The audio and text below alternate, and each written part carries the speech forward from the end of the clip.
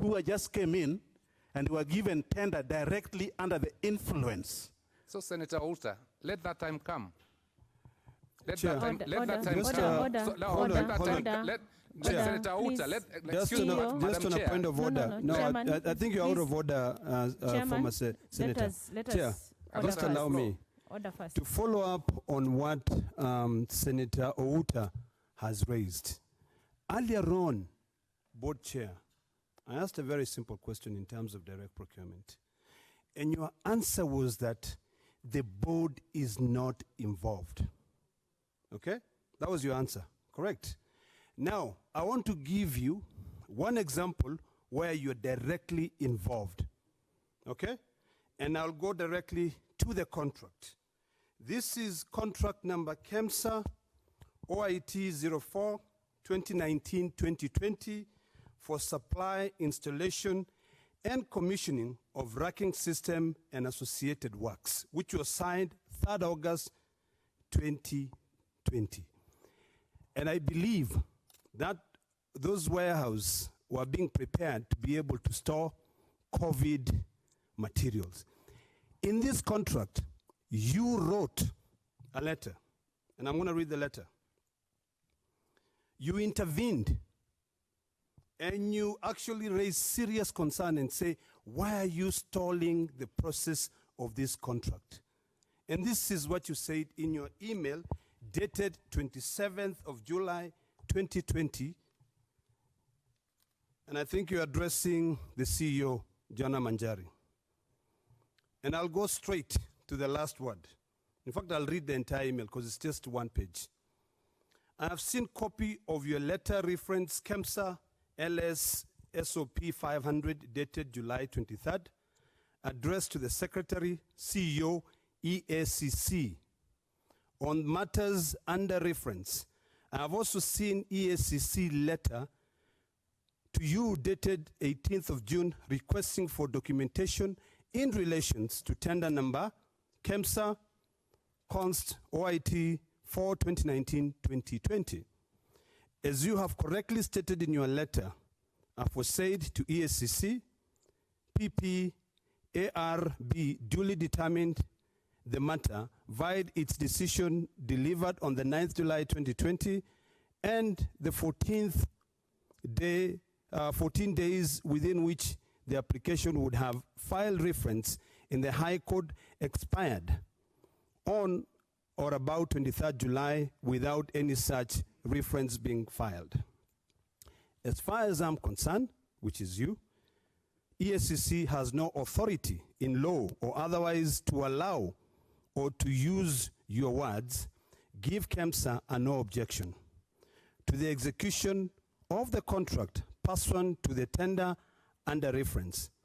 Any opinion to the contrary is wrong, both in law and in fact.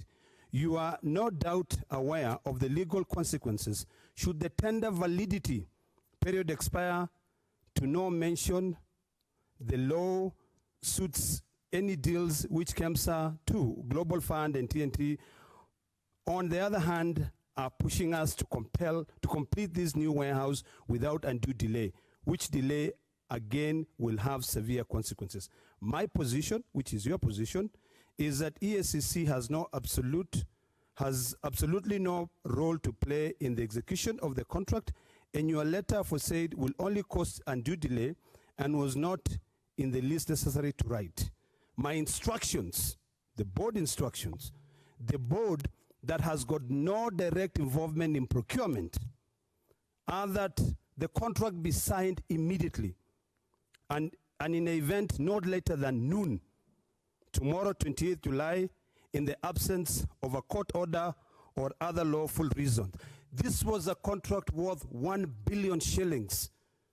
And it was a JV, a joint venture, between a local company, which would be very interested to see their financials, which is owned by John Chuchi Muchai, Samuel Mburu Muchai, and then on the other part, China Railway, number 10, Engineering Group Company Limited, and there's a local representative called Victoria Mukiri.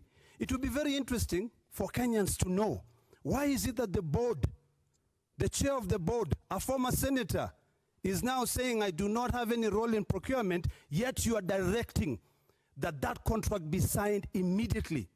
What is your interest? Were you bribed to be able to push for that? Are you through? You know? Are you I'm through? not through. Wait. I will tell you when I'm through. So don't take us as if we are stupid or foolish here. We know what we're dealing with. We have gone through the documentation. So when we ask you questions about direct procurement, please answer. This is a very emotive issue, and don't give me that smirk. Respond to the issue. We've got so many other issues where you are directly involved. And then now the icing on the cake, you end up firing an individual because of that contract. Number two, you disregard that there are institutions here in this country which has been set up to be able to follow every single step that you make. Mr. Board Chairman, can you tell us also about the 15 million which a company that had won that contract had paid and was later reimbursed that money? I'm finished. And we have the evidence. You know, it sounds good or even convincing when you make a statement like that. But if you had asked me to produce that email instead of relying on leaked documents, I would have produced it to you. And if you are a lawyer, which I don't know whether or not you are a lawyer, and read that email, you would understand the position I'm taking. And I stand with that email. You can read it to try to twist the contents of it, but you'll be wasting everybody's time. If you had asked me for it, like I said, instead of waiting for it to be leaked to you, I would have given it to you because I have it. And I wrote it with my eyes open. What you need to understand, or what the country needs to understand, is that we are building a warehouse. And we gave a contract, or we floated a tender for the racking of that warehouse. And that it was an international tender. And that many tenderers came out and tendered for that works. And the board had at a meeting passed a budget for it. We had a budget for it for 1.1 billion shillings.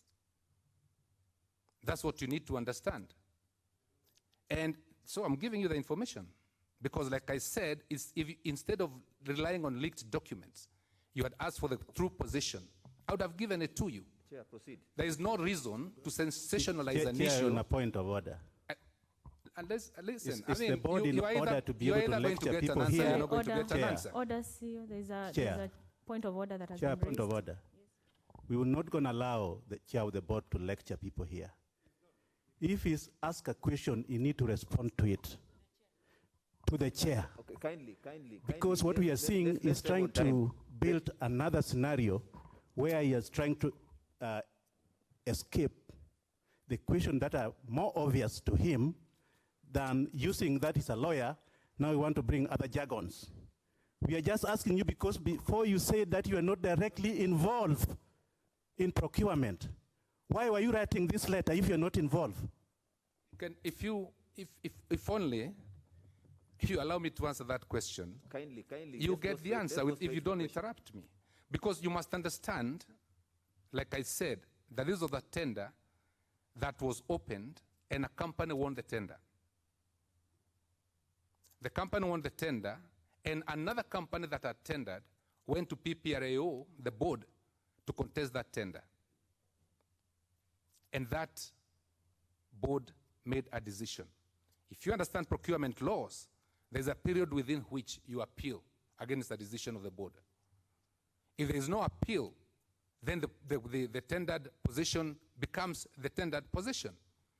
So the question I'm raising in that email, and do not try to confuse Kenyans that I'm trying to interfere with the board, with a procurement, because I said... Just on a point of order, Chair. I said, on a point of order, Chair. You're a former senator, you understand point of orders. My issue is very basic and very specific. In your earlier submissions, you stated clearly that the board is not involved in procurement. What business do you now have trying to lecture us on procurement laws and you directing through an email that that contract be signed latest by noon. What? If you do not have any role, if you want to say that you're an angel and you only give directions, you only approve the procurement plan. Now I'm on the point of order. Just wait. You will answer. The guilty are always afraid. Of course. If there is nothing you are afraid of, just take your time. And I'm glad you admitted. He said, of course. If you have got nothing to hide, board chair, then you respond to the questions without trying to point a finger. And if you say that maybe the information you have, because what you don't know is that probably this came in through the documents that were submitted by Kemsa. We have got tons of emails. And we received these documents from Kemsa. Tons of emails. I'll be happy to take some time with you and show you all those emails. They didn't come from the sky. So my question to you is very simple. Do you still stand by your words that as the board, you are not directly involved with procurement? Period. I think, Chair, let's save on time. Let's just answer specifically the issues. Honorable Chairman. Thank you, Mr. Chairman. Chairman, hold on. I'm just requesting you very kindly to go directly to the issues raised by the senator. Very directly. Let's not go to any side shows. This was a letter that came from you. Can you explain how it came about? That's what the senator is asking. You see, Mr. Chairman, both Senator Dama Olekina and Senator Uta are passing aspersions against me. That's what they are doing. And therefore, allow me to answer. That's what I'm trying to do. This is not a yes or no answer. This is not a yes or no answer. So if you don't allow me to say what I want to say about it, the reason I wrote it, because if Senator Ledama Olekina listened to what I said the board does not interfere or directly interfere with procurement. But I did say, did I not, that it is the work of the board to direct the management. It is our work as a board to direct management and to help them out. So if the board of procurement has made a decision that has dismissed the petition by the person who was dissatisfied, and if the period within which to appeal has expired, what business, from a point of law, even of fact, does Kemsa have to go to ask EACC for permission to consummate the contract? That's the issue I was raising with the CEO, because he had no more business to go seeking consent of a body that is alien to us, that is EACC, or has nothing to do with our procurement positions, and therefore execute the contract. Because any lawyer would tell you that you are talking about, when you're talking about a multi-billion shilling contract or any amount of contract, and then you mess it up because you let the tender period expire, I hope you understand the consequences that then Kemsa would have had to meet if the winner of the tender did not get the tender because we dilly-dallied by going to seek consent of people who have no business giving us consent to do our business, and the tender period expired, because then would have had to go back to tender. That you need to understand. Therefore, if you read that email again, and I own it, and I'm not shirking responsibility from it, you see that I'm giving a direction to the CEO on what has to be done in the circumstances. I copied it to the legal director. I copied it to the procurement director. If I was trying to hide something, why should I do that? If you want to pass aspersions and say that I have an interest in that matter, you'd have to show that I have an interest other than as the chairman of the board of directors of Kemsa. Chairman, are you confirming that there was no active investigation on that tender by the EACC? Do you know this letter was being asked, the question was being asked? I know there was an investigation. There was an active investigation. Okay. I know. That was the only reason. I know there was an investigation. But look at what the was way the outcome of that investigation? Look at the way that email ends. You read the whole of it. Read the last sentence. I'll be happy to read it. Yes, read it. You know, and it's very interesting. Just read the last sentence. I will. You will not tell me what to say. I will read it. You said my instructions. And this is the person who does not interfere with procurements. That the contract be signed forthwith. And in any event, not later than noon tomorrow, the 28th July, in the absence of a court order or other lawful reasons. Now, before you come in, you just stated that you are aware that there were active investigations by EACC as a responsible chair of a board. And this is something which is costing the taxpayers $1 billion shillings. What would it take for you to walk to EACC instead of calling them aliens? And I'm so glad that you did, because this House, I will personally sponsor an amendment that any contract which is over $1 billion must get clearance from EACC and KRA, so that we can protect taxpayers' money. What, as a responsible board chair, why didn't you not just walk to EACC and say, you are actively investigating this matter, we're aware of the consequences in terms of the procurement laws, can you give us a go-ahead? Instead of you now telling your CEO that you've got no business dealing with EACC, yet you've admitted that this was an active investigation. Chair, don't take us as fools. We know what we're talking about. The point I'm making, and you read the last sentence, I told the CEO, in the absence of a court order or other lawful order. That's what I said. That is what I said.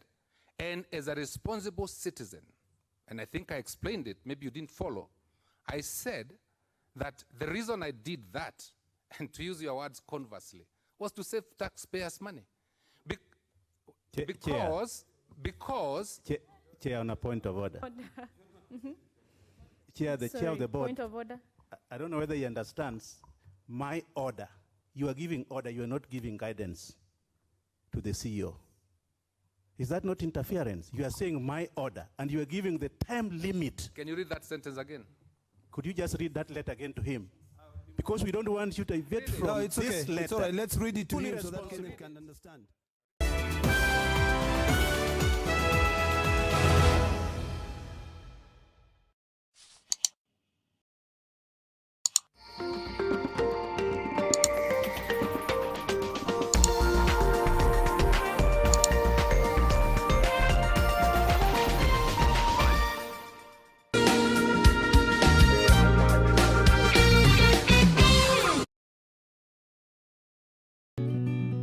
I help women find independence by training them in fish farming. It's tough on my back, joints, and can cause headaches. Panadol Extra relieves multiple types of pain. If symptoms persist, seek medical advice. If you are established. So, Mr. Chairman, admit. I am not Okay? wrong.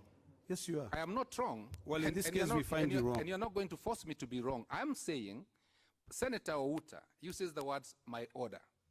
You read, it says, my instructions, or direction, as you may want.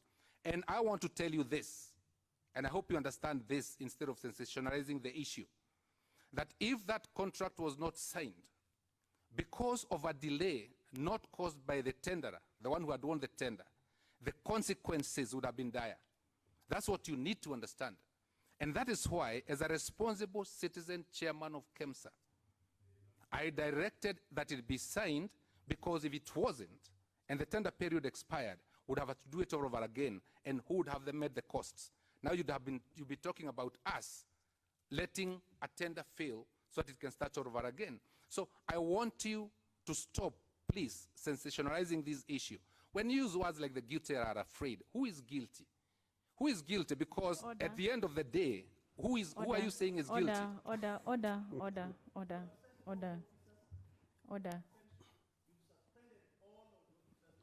Do you want to know why? Senators, order, please. Chairman, order.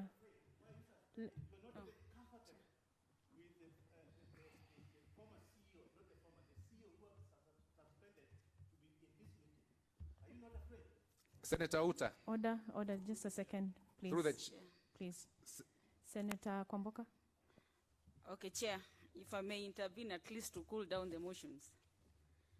I want to know from the Chair, it is just the other day that you wrote an interdiction letter to the former secretary, Fred Wanyonyi. What time was he served with the interdiction letter? Was he given time to defend himself? Was there any investigation team formed? These things looks fishy. Looks like you are hiding some things. And even if you are interdicting somebody, be human. Why were the rest suspended?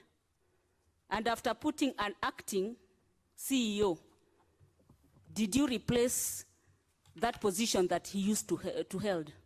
What's the logic behind? It's a new person. It's before barely 8 months. I don't know whether the rules of Senate have changed, but I've sat where you are Not here sitting. to lecture us. You have been I'm here not lecturing before, you. and this is not your How do I time. answer a question unless you You give me had a a chance to time answer to be it? a senator before. This is our time, and we are telling you you are wrong.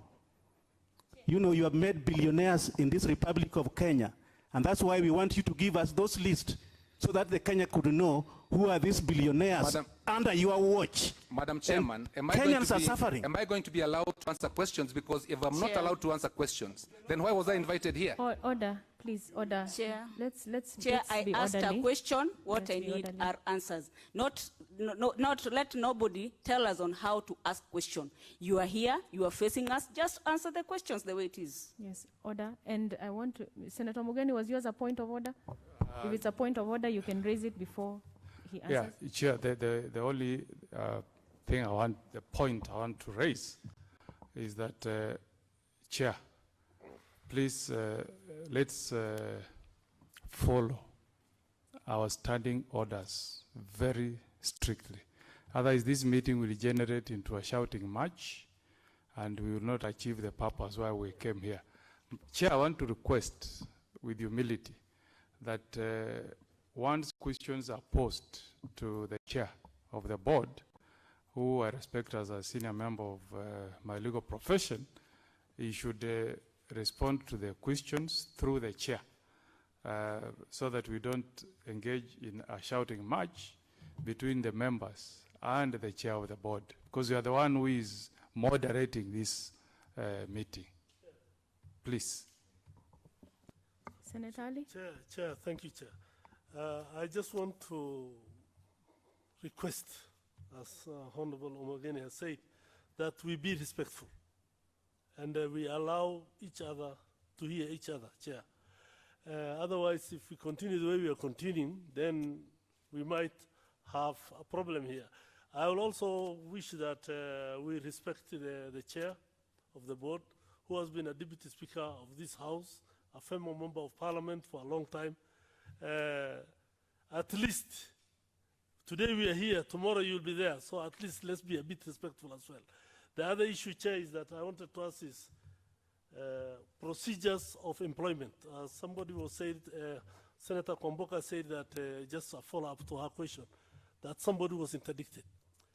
When the issue of acting itself has way of doing things, they are very senior members, and there are other ways. What was, if the way the issue of, suspending others because of this reason and that reason, and also the incoming? How long was the acting CEO in office? When was he employed? The other acting members or other members of the board, how many years were they working for Kemsa? Or are they all new members? That's just out of curiosity for me. Thank you. All right. Just before you answer, there are 3 matters that are still alive, and we shall make a determination on them as we proceed. There is a question of the board involvement in procurement. We shall require proof of that. We shall require the list of companies that were allowed to procure without their pre-qualification. That has come out very clearly. We do want to know who are the COVID billionaires, so we will want those lists.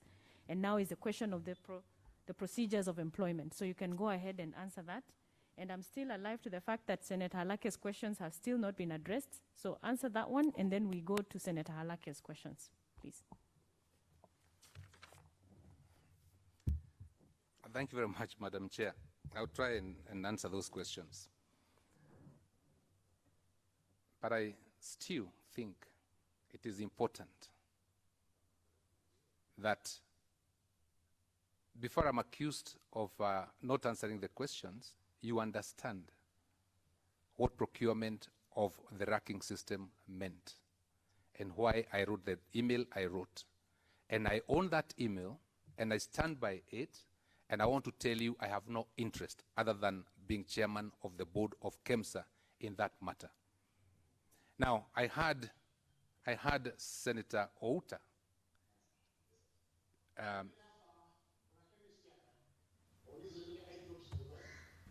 Please mute Senator Faki, please. Proceed, Chair. Proceed, Chair. I had Senator Outa again mention in that contract issues of 15 million shillings. You know, you don't just make statements like those because the media is here. I hope that that shall be substantiated in due course. I hope it will be substantiated in due course, that it is not just being done for the gallery.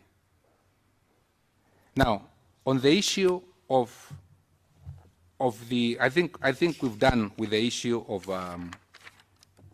the contract for the racking, and I hope I've explained myself. No, we have not done. I will ask a subsequent, a supplementary question. I'll be happy if you can ask now so I can answer together, please. Okay. Chair, with your permission, if I may ask that supplementary question, okay, so that you can be able to answer. Mr. Chairman of the Board of Kemsa, could you be kind enough to tell us who is Nailwall Builders and Civil Engineers are? And then number two, could you be able, because I'm sure you've seen the CR12 of those two companies. The company which was awarded the tender for about 1 billion shillings, it was a JV, a joint venture, between China Railway, number 10 Engineering Group Limited, and it had a local representative, by her name is Victoria Mukiri. And then Neliwa Builders and Civil Engineering Limited, which was a company that was incorporated in 1991, February 7th. It's owned by two gentlemen.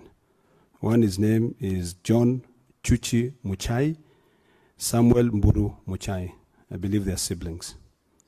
Could you tell us, as the board chair and the person in charge of the board, you're giving out a tender for 1 billion shillings. What due diligence, and I'm happy because you're a lawyer, did you take to ensure that the company that you're engaging, first of all, in terms of the JV, has capacity to be able to carry out that function? Number two, that company has a good tax record, has been in business, can be able to, you know, because I'm sure in tenders, there is somewhere where you're shown to prove your ability. So if you can just maybe demystify those things. We are not trying to cast aspersion on you or anything. We are the ombudspersons of the citizens of Kenya. So when we are asking those questions, please, if there's nothing to hide, it's okay, just absorb the heat and respond to them. So tell us about that JV of that contract, and I'll appreciate that. Thanks.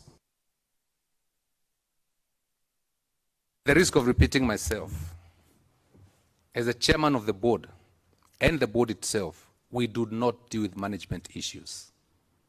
We do not sit in the tender committee. We do not have control of the tender committee. So if you ask me to tell you who this JV is or which company is tendered, it is not in the purview of the board. Like I said, the purpose and the duty of the board is to give direction and guidance to management. But we cannot appear to be the ones doing the tenders. Otherwise, you could as well then be sitting at Commercial Street every day and running the show at Commercial Street, which is where the Kemsa offices are located. So it is not, if you want to know whether due diligence was done on the company that won the tender, that would be a specific question, and it to be answered by the people who did the due diligence on tax issues, on police issues, and all those other issues. But Chair, that is not... Just on a point of clarification. Mr. Chairman, the reason why I'm asking this question is solely because of your instructions. The email that you wrote to the management, okay? Because I'm just a little bit concerned that this is a tender for R1 billion shillings, and you have got no interest, but you are giving stern instructions. Are you telling us you are doing that to protect taxpayers' money, or you are doing that, or you do that in every other tender? Was there anything specific, special about this one tender?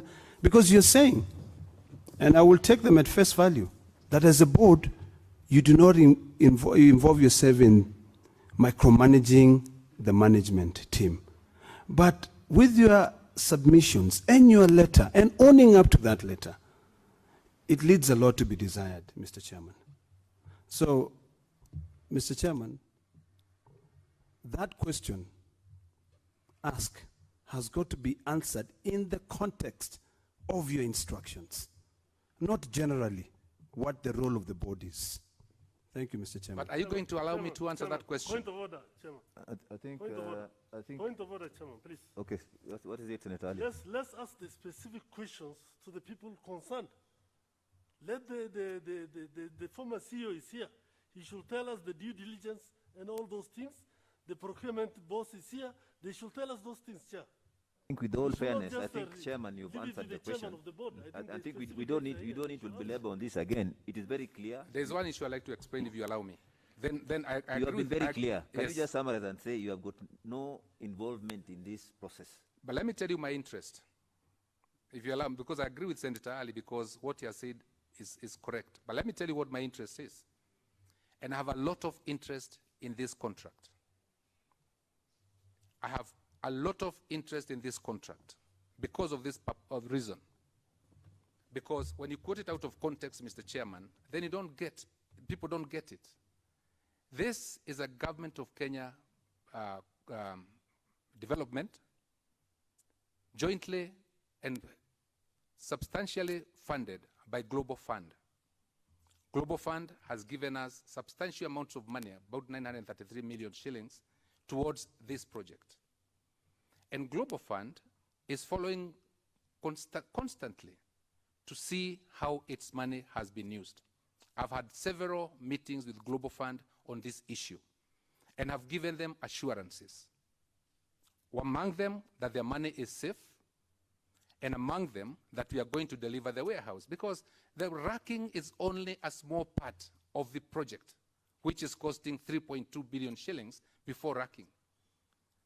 And Global Fund and the government of Kenya are very interested in this project, because not just because of the substantial amounts of money involved, but because of the role it's going to play towards universal health coverage, UHC. And so I have a very big interest, and I want to see that this project is delivered on or about the dates that we have given to Global Fund and to the Kenya government. Thank you, Chairman. Let us make progress, Tafadhali. Let's make progress. There was a question raised by Senator Kwamboka. Let's make progress. I think we've heard you, Chairman. And there's a question raised by Senator Kwamboka on the suspension. Thank you, Mr. Chairman. Let me just I'm going to it now. Let me just finish. Okay. The issue was to do with the suspensions that were made and the interdiction. And I just want to ride on it and add that what really informed you in making that decision, because in one of the letters we have here before us, it is stated that EACC instructed the board that they are investigating these people and told you to suspend them. And just a minute ago, we've discussed on the racking issue, whereby you are asking officers to ignore anything to do with EACC on any matter in the absence of a court order. Now, is it really legal for any investigation on, going on in Kemsa for all the officers to be suspended? Or what is the procedure, right? What procedure did you follow? Proceed. You see, on the issue of suspension, and as you have correctly put it, and I hope you have, I don't know whether you have a copy of that, I don't think you have it, but in the letter by EACC, believe I have a copy of it somewhere. We don't have the letter from ESCC. Yeah, but I want to refer to it so that I give you the correct position.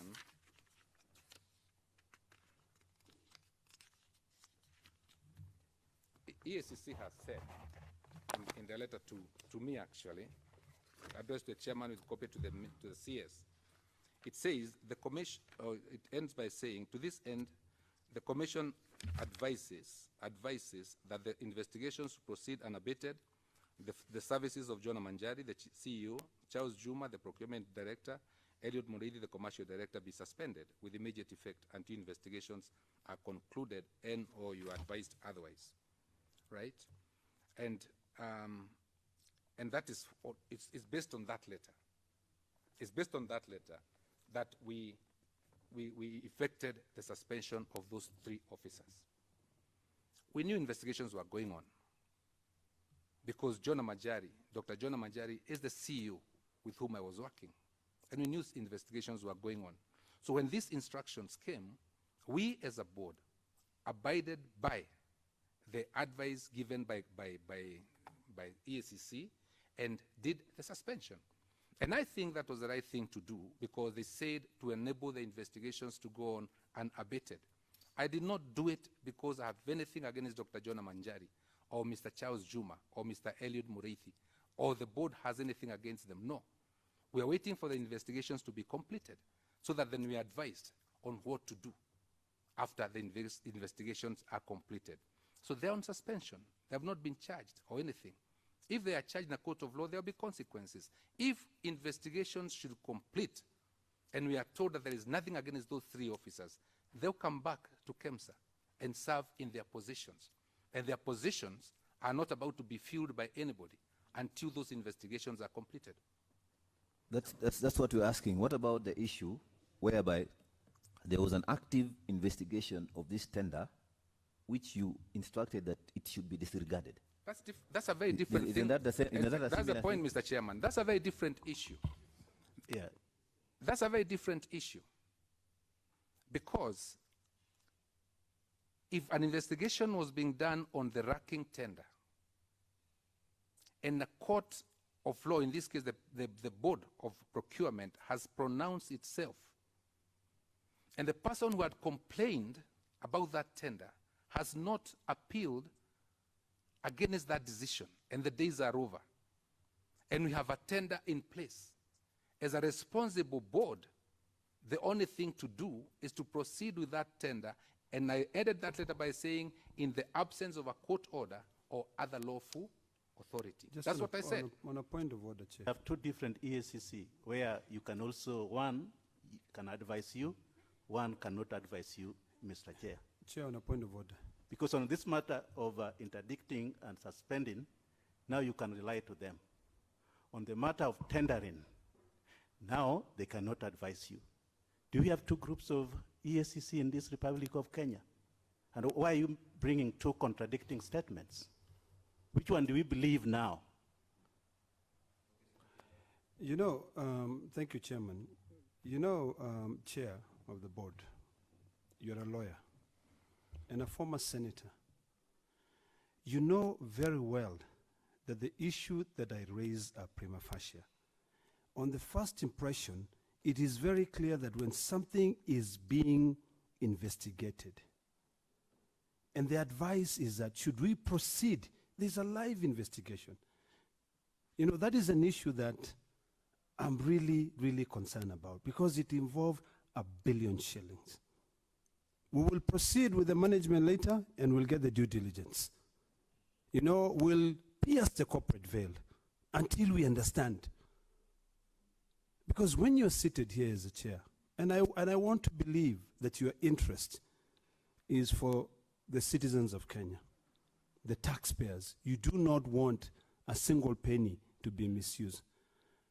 But when you know that something is active, there's active investigation, you ignore. But then now on this other matter, where there are active investigations, you suspend. I mean, double standards, or what is it? You know, you can make all the innuendos that you want to make. The board would not have suspended Dr. John Manjari or Mr. Charles Juma or Mr. Elil Mureithi just because investigations were going on. We would not have done it because it is not in our place and we have nothing against them. There's nothing we know that they have done to deserve being suspended. But we got a letter from EACC advising us to suspend them to enable the investigations to go on. Now, you say that because of by the same token, we should have allowed the tender to expire waiting for EACC. And I'm telling you this, and you are the one who read the last sentence of that letter. If EACC had written to us, or even if EACC writes to us now, or we get a court order on that matter, we shall suspend the contract that is going on to allow EACC to proceed with its investigations. There are not double standards here. It's only that you have chosen not to listen and to follow what I'm saying about this issue, because you want to push a narrative. You want to push a narrative. No, let's not go that direction. We're just asking. Mr. Chairman, you must also protect me. Was there a letter from EACC advising for removal of Wanyonyi? Let's move on. Let's move on to the company secretary. Now let's move on to the company secretary. Yes. And I hope that Senator Kwamboka. Clarification, Chair. Clarification.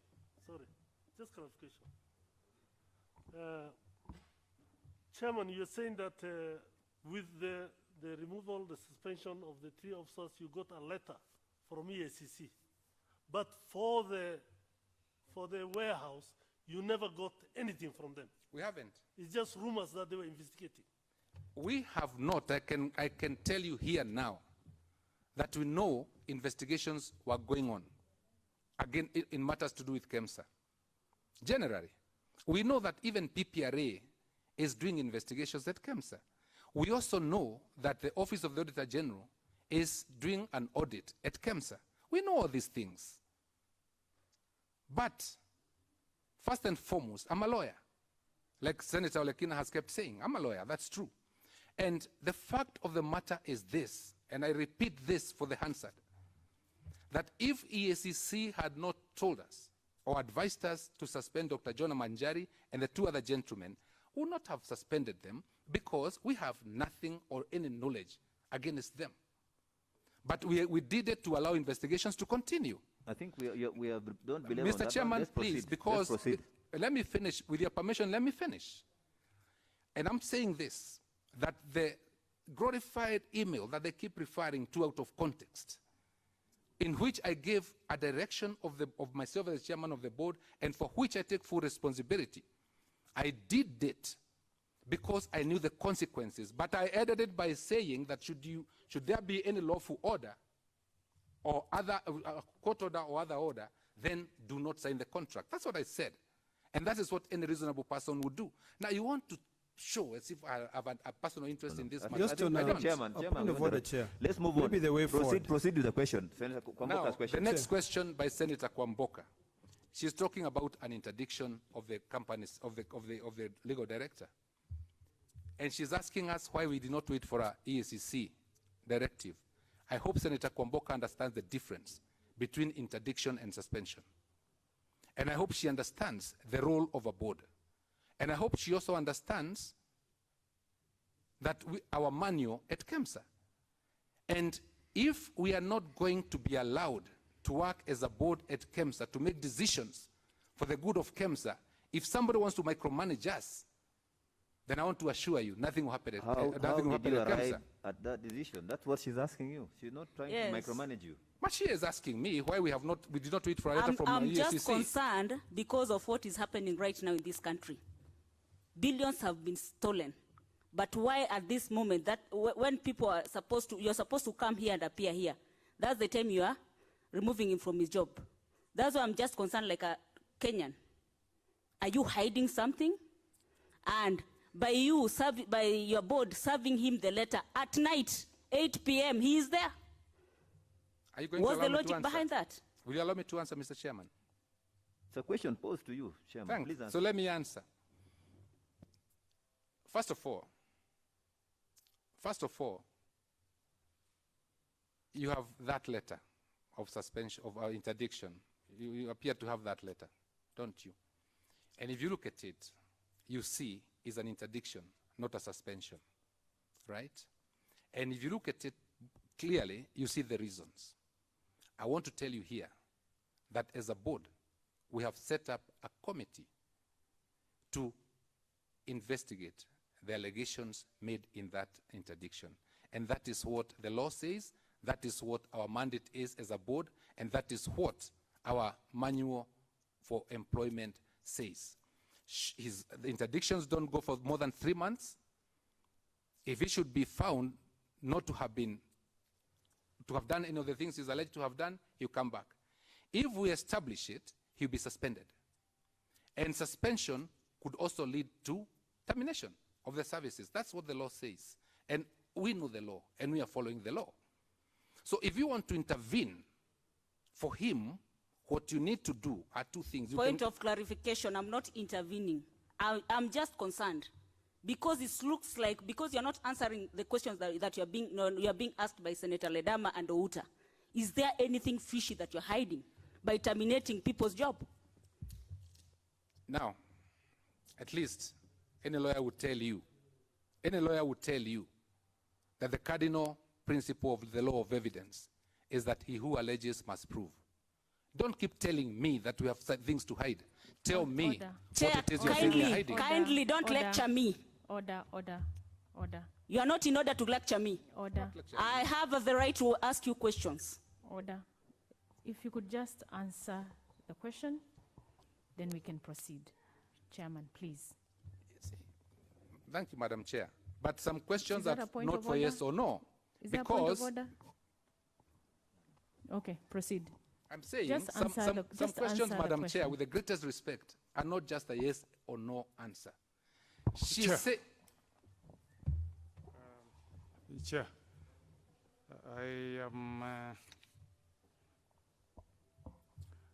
I want to go back to this issue of, so that Chair can clarify.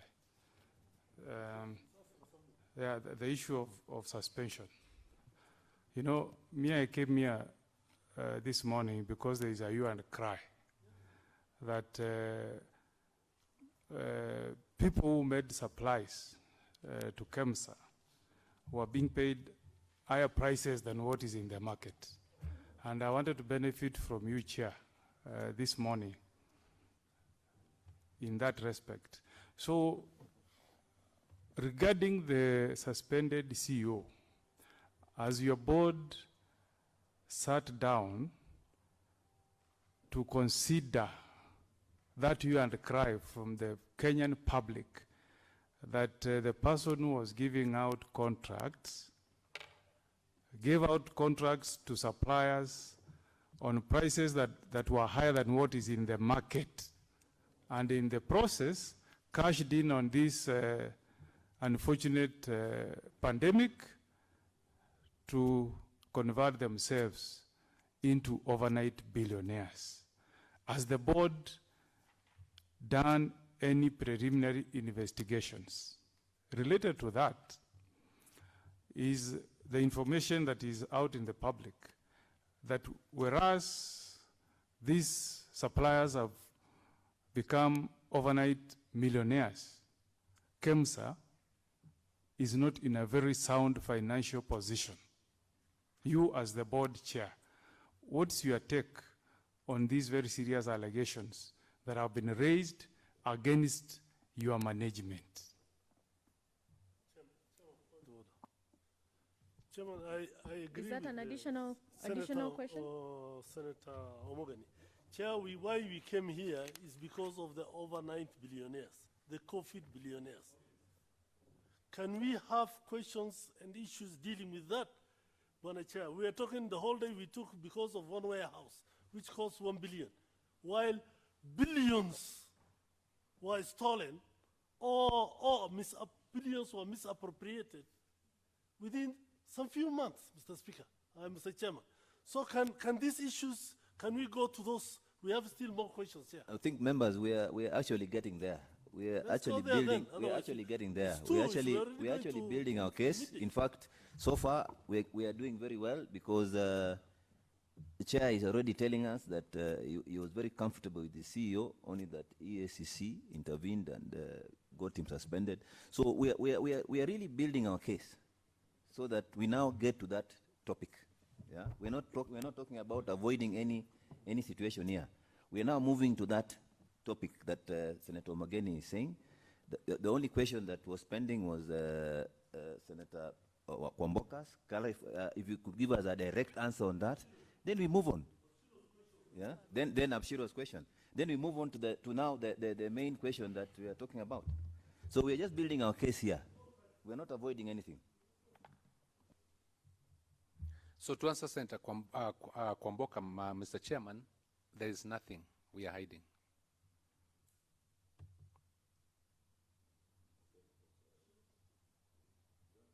You want to remind them your question, Senator Abshiro? Chair, the problem with the amount of time that was taken is that my questions perhaps have already been forgotten.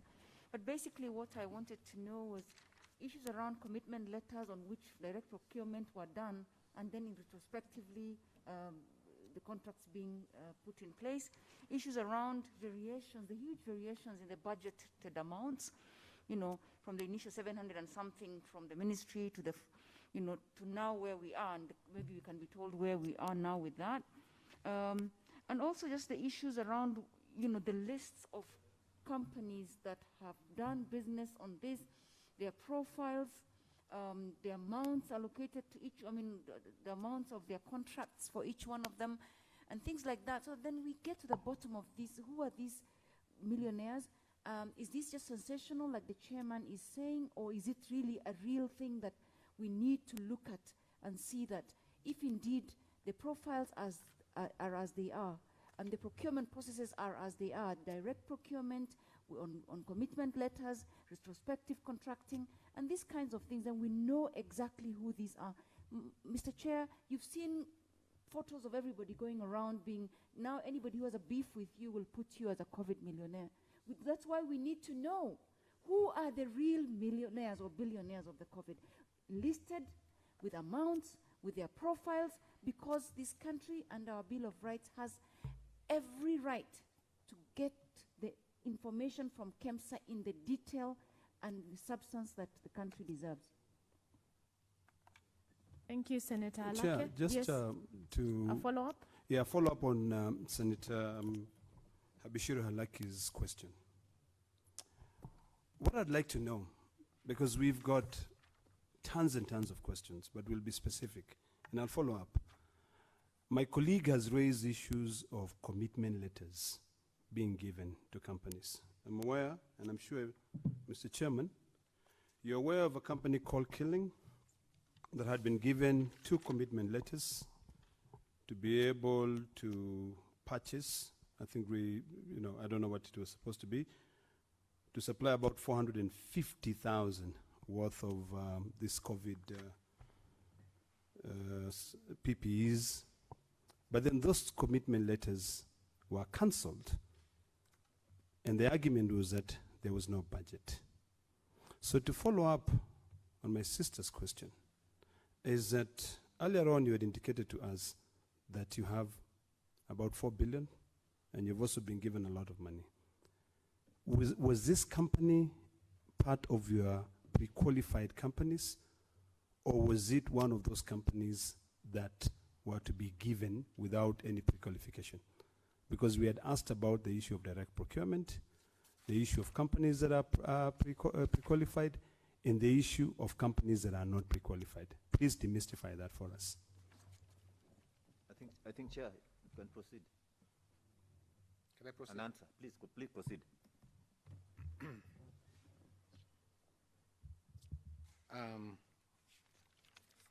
First and foremost, I don't know who the COVID-19 billionaires are. That I would not know. And it's a good term being used, and also it's helping to sensationalize the issue, but I don't know who the COVID-19 billionaires are. But I know our suppliers. I know the people who supplied us, what they supplied, and what they for how much money. And you asked earlier for us to give you a segregated list of pre-qualified suppliers, what they supplied, and also the list of the other suppliers of the COVID money. And we said we are going to do it. I said that yesterday in the National Assembly, I know that's nothing to do with you, but I said that yesterday in the National Assembly, we produced even the CR12s, that is the records from the company's registry of who the names of the companies and the directors and all shareholders of those companies. So those are available. So if we are given a chance to produce those instead of saying that we are hiding things, I think that would be the correct way to go. And so if you give us timelines, we shall give you those documents, because like I said, today I came for a meeting, which, if you allow me to say, had a general agenda. You did not tell me what it is that you expected me to say. So I can hear about COVID-19 billionaires, I can hear about the racking system, and so many other things for which we are not prepared to come before you, because you wanted to raise certain questions with us. Now, I noticed that you're even raising issues of the power of the board to interdict its officers and saying we are hiding things. I think we have passed there. Now, well, but it's good to remember these Chair, things. please. Because you see, words are important. With due respect to the chair of the board, please don't, kindly. We are sober now. We want you to answer the questions. We want to be reasonable to Kenyans. Thank you. Please just don't bring other motives. Thank you very much. Like I said before, if you are not afraid, please don't go in that direction. But because you are afraid, you want to indulge us to be having an engagement with you so that at the end of the day, we missed our points. There are valid points, questions here that we want you to answer. So please do not engage us in that direction. Kenyans are really watching us today. And believe me or not, even if you say that there are no other COVID billionaires, there are. Today, even as we speak, you have committed your organization, Kemsa, to 7.6 billion, Mr. Chairman, of which you have even written a letter to the CS, now trying to negotiate from 7.5 and 0.6 billion to 5.2 billion. Do you have those powers to renegotiate what you have committed? So when we are talking about these things, we know them. We have received all these documents. How many times have you been advised by the Director of Procurement from April 24th, telling you that you have exceeded your budget of emergency? Come May, he has also advised you again, please stop procuring more items, because now you are at you have already at 5-point-something billion. And in June, you have already committed 7.6 billion of now, you want to renegotiate back again. So when we are talking about these things, just be sober and answer Kenyans what they need to hear. Even when you want to run away from COVID billionaires, there are a lot of documents, even that we have today, that we have received. Companies that you know, some of them are associated. When we are given time, we will tell you, when you bring those documents before us, the owners of those companies. Some of them will be traced to your doorstep, but we are waiting for that day when you bring them here. Mr. Chairman, why do you allow this kind of statements to be made? Order. Because when I try to answer these questions, Chairman, you stop me. I am giving you direction right now. You need to answer the question that was posed by Senator Halake and fathered by Senator Olekina. Then Senator Outa will have a chance to also prosecute his matter. Yes, Madam Chair, but in fairness, just please, Madam Chair, in fairness, I need your protection. You cannot allow a statement to be made like that, which has gone to Hansard and has gone to the media, and you don't allow me to talk about it, and then it is just passed like that. I think it's unfair. We will come back to that issue. When you finish Madam Chair, answering the because question I am that not has being been given posed. a chance to answer questions. We are giving you an answer, a chance to answer the question for Senator Halake that was fathered by Senator Olekina Oledama. Please proceed. Madam Chair, I'll answer the question and to be answered by one of the officers. In fact, that question, I'm going to request the CEO to answer, Dr. Manjari to answer it. But let me say this for the record. Madam Chair. I know maybe I'm not supposed to make a point of order from this side, but I think this committee is being extremely unfair to me and the board, because you allow statements to be made that is going to bring things to my doorsteps. Why doesn't he do it now, Chairman. Mr. Chairman? Chairman. Point of order. Chair, with due respect to you, we're just giving you time to go and provide more information about these companies. No. And you said you have committed before us that we give you that time to be able to prepare them. When you bring them with all the information on who is the owner of these companies, then I'll be able to substantiate who is next to your doorstep. Then don't threaten me before that information is brought to you. I don't think there are any threats that are going around here. Chairman, can we proceed, please? Senators, please come down, everyone. Let us proceed. Senator Linturi, you have a point of order?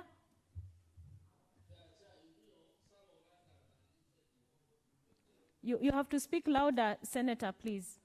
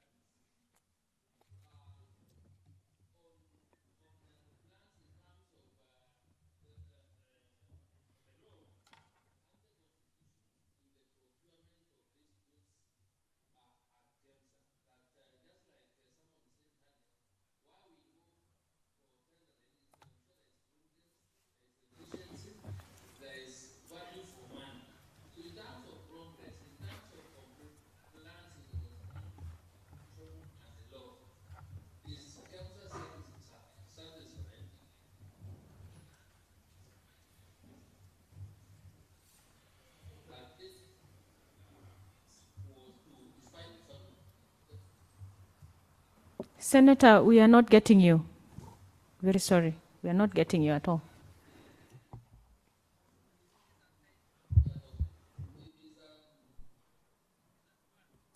Senator, we are not getting you. Maybe I can hear it from a different source. Maybe we can get some questions written down by the Secretariat. Is it? Yeah, can you chat or can you pick the questions that are coming from the senators who are logged in, and then we can raise them.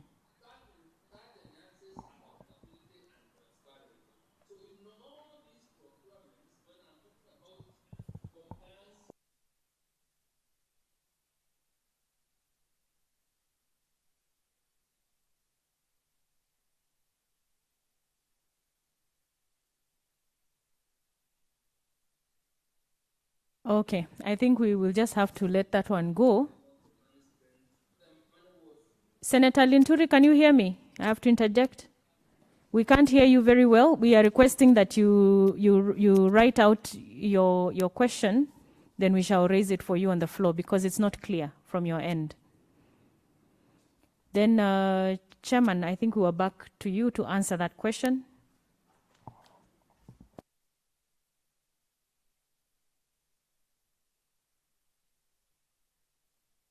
You had a question that was raised by Senator Halake, that was fathered by Senator Olekina Oledama.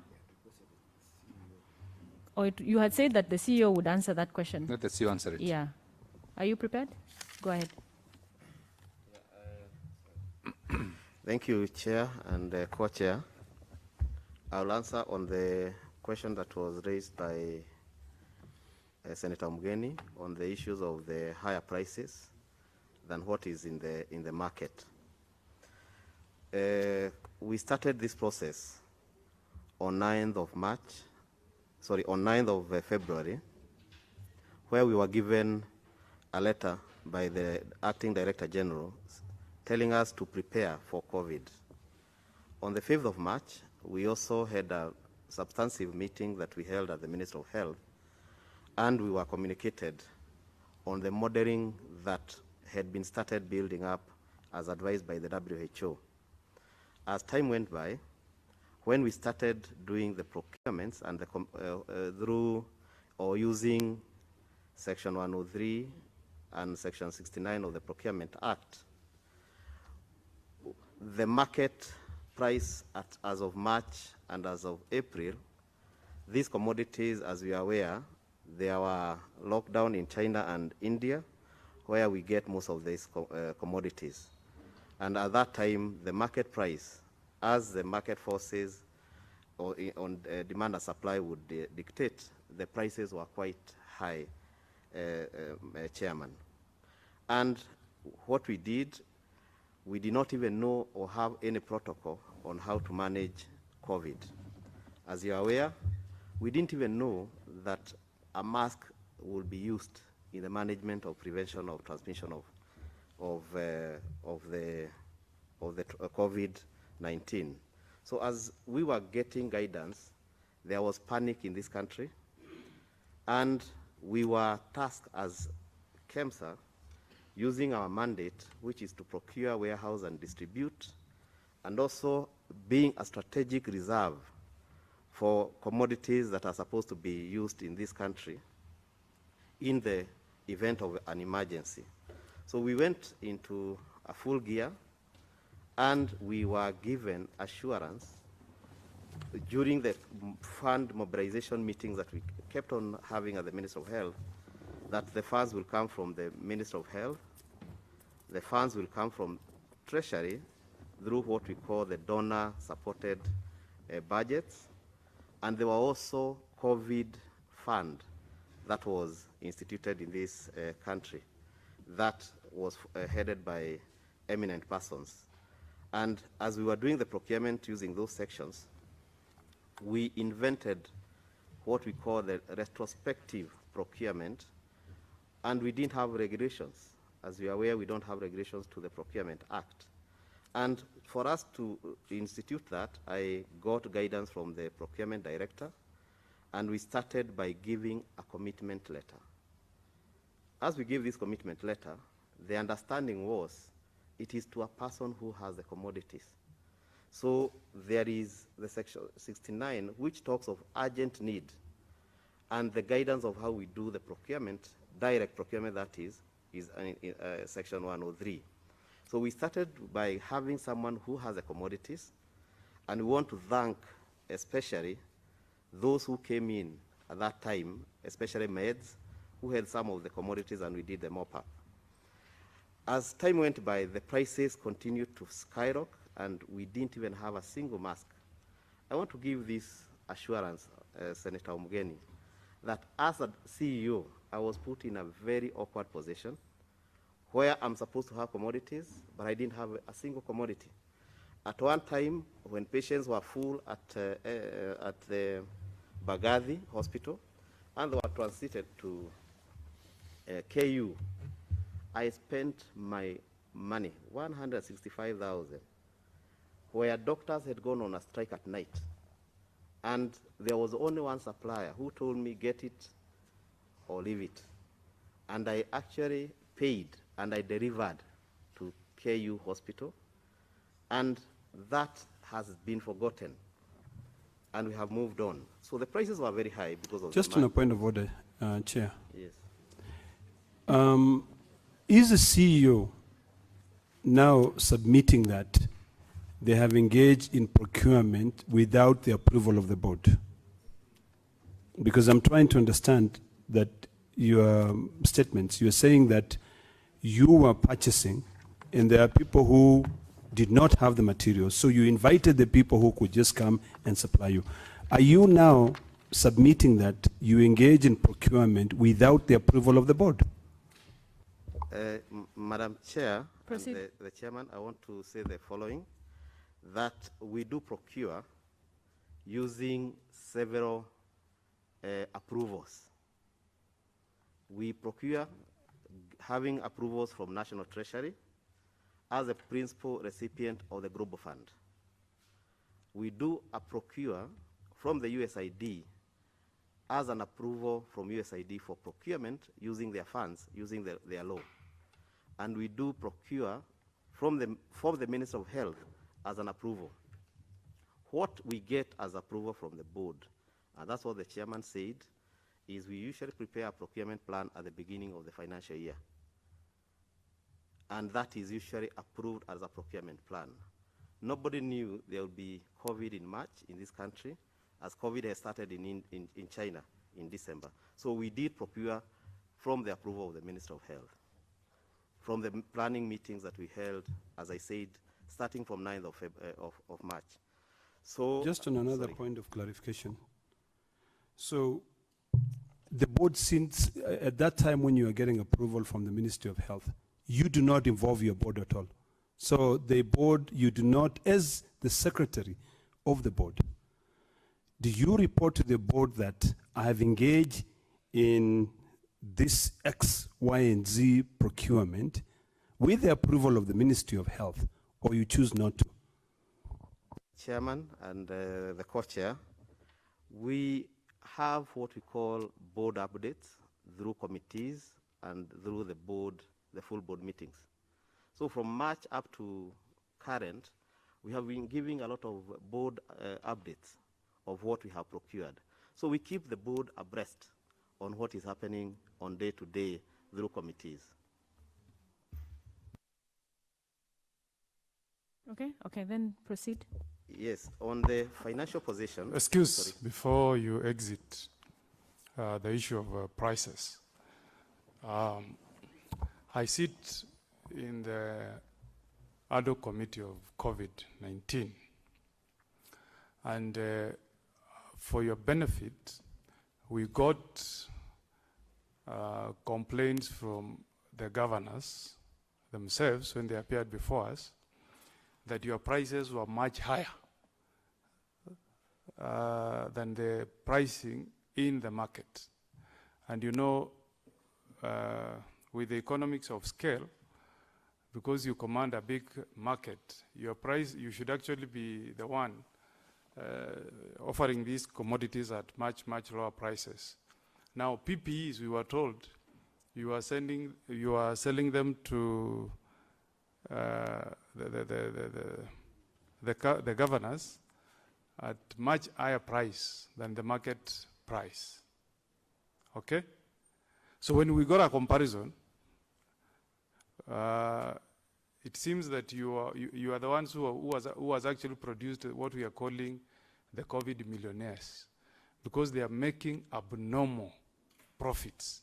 They're actually cashing in on this very unfortunate situation. And that's why we call you here, when suspended CEO. So as you respond to this question of pricing, we are not here to tick the boxes by you telling us, this is what I did, I took my 165,000. What we are concerned with is the public money, the hue and the cry. And you know this issue, as we speak, even the head of state has himself expressed the reservations. So can you justify to us why the people who are supplying these commodities to you were giving you higher prices than what is in the market?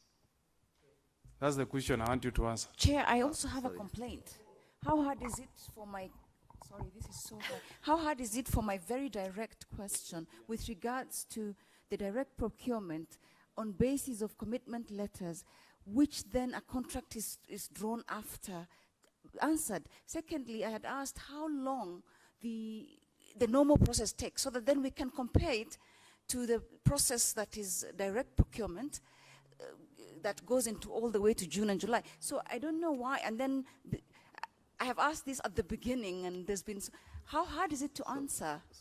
It seems quite specific, and you've asked them to answer my question very many times. If it's so hard to answer, can I be told when then they can be ready with these kinds of responses? Yeah, Chair, this is just a follow-up to Senator Mugonis concerning the pricing of products. What guides Kemsa in determining the pricing of products, and what will cause such variance from what is approved by the Ministry of Health, assuming that they are guided by the same factor, and they have already told us that they follow instructions from the ministry? does not Kemsa benefit from the fact that it procures supplies in large quantities? So why should, when you buy in large quantities, it means that you should get it cheaper. And what I'm aware of is that if they was getting at very high at the beginning, later there were a lot of these goods all over, and it should have come down. So why should it remain at the same level when suppliers were everywhere and they were writing to Kemsa saying that we have this and that and that? And why did they make use of these suppliers and make these things cheaper instead of creating the billionaires? I think those issues raised are very important, and I would want you to respond to especially the issue of commitment letters. I want to find out also, let me just ride on that question to find out, did the board authorize you to commit the authority? You know, do you have a letter from the board or an authorization or minutes from the board authorizing you personally? Because it is a commitment letter was being signed by yourself to the billions. So is there a letter where the board authorized you to commit the authority? And for how long were you supposed to continue committing the authority? Because we have letters here which tell us that the Director of Procurement repeatedly requested you to stop issuing the letters. First one was on April, then May, second on May, a third one in June. And you continued issuing the commitment letters at the same price as the earlier letters. So was there somewhere where the board failed to oversight or something? Maybe you can explain that. Chair, sorry. The Kemsa is an independent entity. The board is in charge when it comes to policies or whatever. The ministry, yes, is a parent ministry. But the management of Kemsa should come under the board as per the laws. How can we be told? We know that they get money from the ministry, yes. The ministry will say, this is our request. They can get money from Treasury because of these foreign donors. And the Treasury can say, this is the way we want it. But all those things should come through the board. How are we being told that everything does not come through the board, that we are dealing with Ministry of Health, we are dealing with Treasury, and the board is sitting there and not knowing what's happening? I think let's allow the chair to talk about that. That's very important. So, yeah, can we first hear about the commitment letters, a question that was asked by Senator Halake? Then we go now and look into the pricing, the issue of pricing. We have been accompanied by the acting procurement director, who will give us the section 69 and what we instituted to give commitment letters in details. Then we'll come to the procurement lead time, because it has been asked on the normal procurement, so that we give into context what exactly transpired. Mr. Buluma. Excuse me, before you go to the technical person, through you, the chair, the pandemic was declared in March. Yes. And you are doing this direct procurement in June, meaning you had March, you had April, you had May. Those are 4 months. Was in that period adequate? Then related to that is the fact that you are giving commitment letters first, you get supplies, and then you sign the contracts thereafter. Wasn't that irregular, Bwana CEO?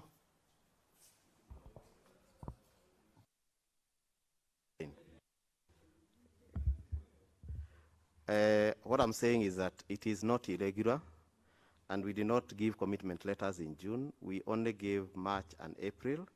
What happened is either extensions for the deliveries, but the acting procurement director will give in details on the retrospective procurement that is given under section 69. Chair. Mr. Chairman, before my good CEO exit, I just want to put a few things into perspective, because I've listened to you and you've not answered questions.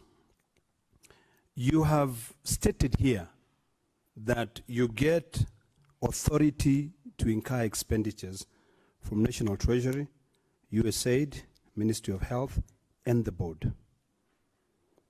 Will I be lying if I say that every penny that comes into Kemsa, the board must be aware? That is issue number one, and maybe the board chair can be able to confirm that. Because what I want to understand is this. Based on the submissions by the board earlier today, the board chair submitted to this committee that Kemsa budget was 4.6 billion shillings. He further submitted that there was an approved procurement plan for 4.6 billion shillings. We've asked several questions, and maybe later on at the closing we'll give directions on what we want answered. Are you then now saying that the board is completely oblivious to the billions which have been allocated to Kemsa to deal with this issue of COVID expenditures? And I just want you to be very direct and specific. And then the question that was asked, you were the CEO on commitment letters. I even asked about commitment letters given to a company called Killing, you know, and then they are withdrawn because there's no budget. You've not answered. You know, could you please, through the chair, and maybe to proceed, we could proceed with the way you had directed at the beginning, that each senator is given 5 minutes, you respond, you prosecute, you respond, so that no question escape. Because you've not answered Senator Halaki's question, neither have you answered my question. And don't pass it over to somebody else. You are the man in charge. So on the issue of the retrospective procurement, what it gives is that the goods must be supplied first. Subsequently, then you do regularization in retrospect. So for the goods to be supplied, then it means you have to have an understanding of maybe either a letter of intent or a letter of commitment. And that is exactly what we did. So we gave letters of commitment on the people who confirmed they have the goods. Subsequently, when they delivered with a delivery note, they were confirmed at the quality department that they conform to the quality. We returned very many substandard supplies from different suppliers. And subsequently, when they met the quality, or they passed the quality, then we gave them a tender document. Once they filled the tender document, we called them for negotiation. After negotiation, then we give them what we call the letter of notification that your negotiations have been accepted at a specific price. Subsequent to that, then we do sign the contract, and we get the invoice, and we pay. And that we have detailed it, and we can give you a file of the retrospective procurement. So what was the justification for that? Just tell us why that was why did you take that route? What is the justification for that? Is that part of your procurement processes? That is given in the section that have been quoting, section 69, and you read it together with section 103. Because section 69 gives us the initiation where there is an urgent need. And when you go to the definitions, the urgent need is defined in terms of catastrophe and what is in threat to public health, and all those issues defined. Subsequent to that, then you go now direct to section 103, and you now institute on how you do the direct procurement. Senator On the Kwamboka, issues of the lead time. Just a minute, you have something? I'm just concerned. There was a meeting for the directors, and there was a memo stopping you from issuing those commitment letters. And that is why you were being advised by the Director of Procurement not to go on. Why did you avoid that and continued issuing commitment letters without the budget? Even June. When you look at the content of that memo that is purported to have been issued to me, we had a directors meeting, and the minutes are there, and we'll be able to submit to this committee. The memo was extensively discussed in a meeting with the executive directors, and we agreed that there will be mobilization of funds to meet the gap. And that's actually the conclusion of that meeting. Senator. Yes, you agreed there will be some mobilization, but that mobilization was not done. But you continued issuing the commitment letters.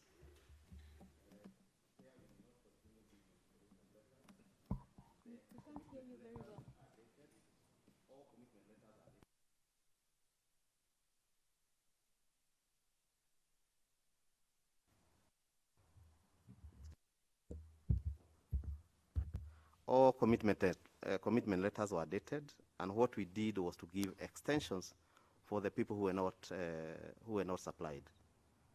So on the issue of the lead time, there's a commitment letter here dated 22nd of May. Is that? Yeah, can I just read them? Maybe. Okay, proceed. He'd be able to follow up. Chair, in April 24th, this was the advice from the Director of Procurement. He stated that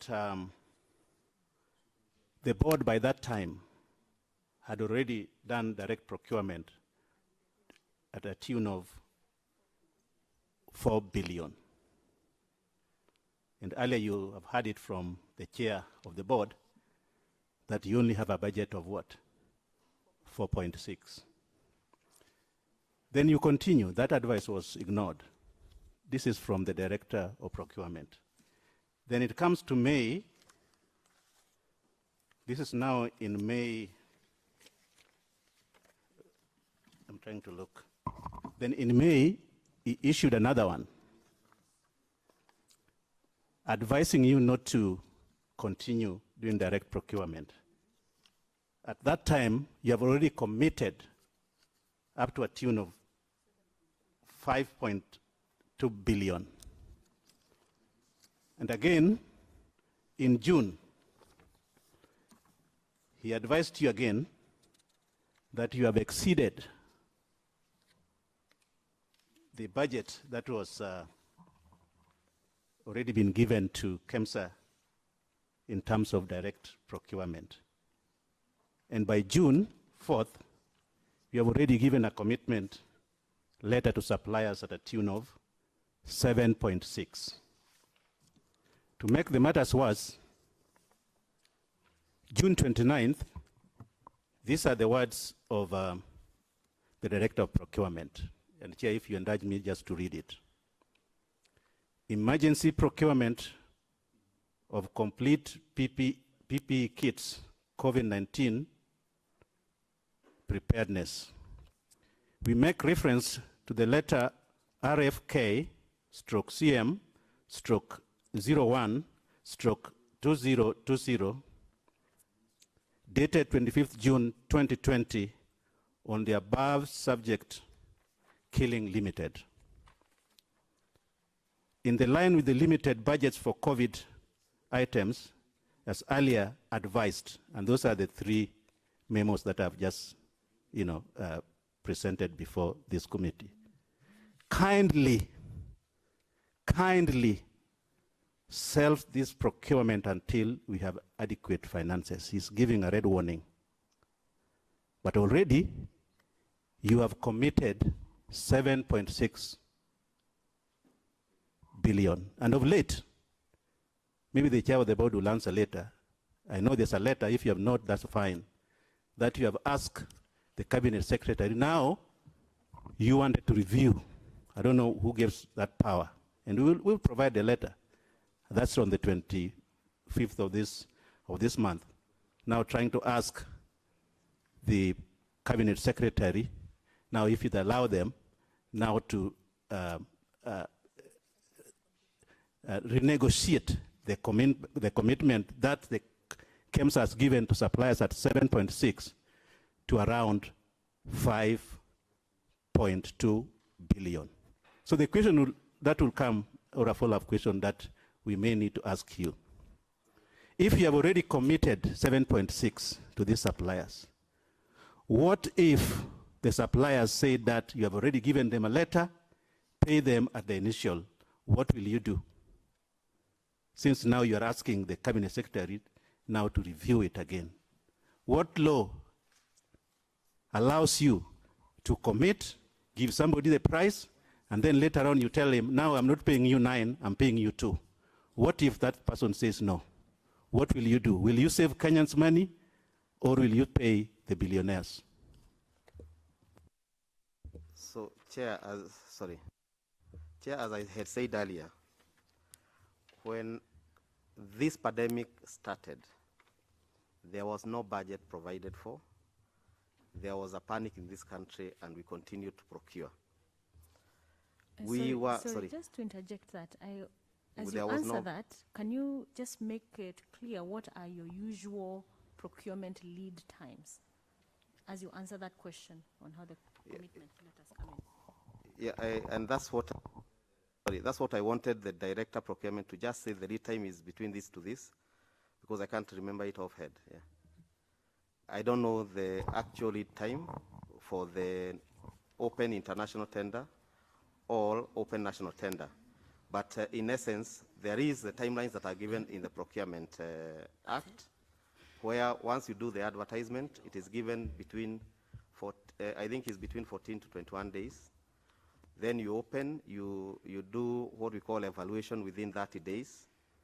After the evaluation of 30 days, and you do the notification. Point of order. Sorry. Chair. Are you aware that you're not supposed to spend out of your budget that you have? I'm aware, and I was coming to that because I was explaining the lead time. The lead time was a question by Senator Alake, and I think it's good we understand that against now these other processes that have come. So just proceed. Yeah. Just from the beginning to the end. Yeah, please. just summarize. Like, tell us it takes X number of. Approximately even, please. It may take between 4 to 6 months. And the reason being, one, if you have concluded a tender, it can be contested. And once it's been contested, the same period that is given in the Act have to elapse. And that, I think that's what the chairman was trying to explain earlier, that there is a period when the procurement has been contested, it has to be given, and after that it has to wait for another period. And beyond that, once you do the notification, you also give room for 14 days for the appeal. And after the appeal has been concluded, you also wait for another period. And then once you sign the contract, there is another 7 days before you get... So that's okay. Yes, 6 months. I just want for the record that the procurement time for Kemsa is 6 months plus more. Just for the record. Then we'll check against It is 4 to 6 months. 4 to 6 months plus times for within appeals. 4 to 6 months, including all those other extra issues like going to PPRA. That's fine. Don't yes. belabor it. It's fine. We're just going to take it on record, and then we'll check against your procedures that your procurement lead time under normal circumstances is 4 to 6 months. Yes, and we do have several types of procurements. I was only explaining for open national tender and open international tender. Okay. We do have restricted tenders, and we now have direct procurements, and the other ones that we have just explained. Which were options that were available to you depending on the circumstances of the pandemic as well, right?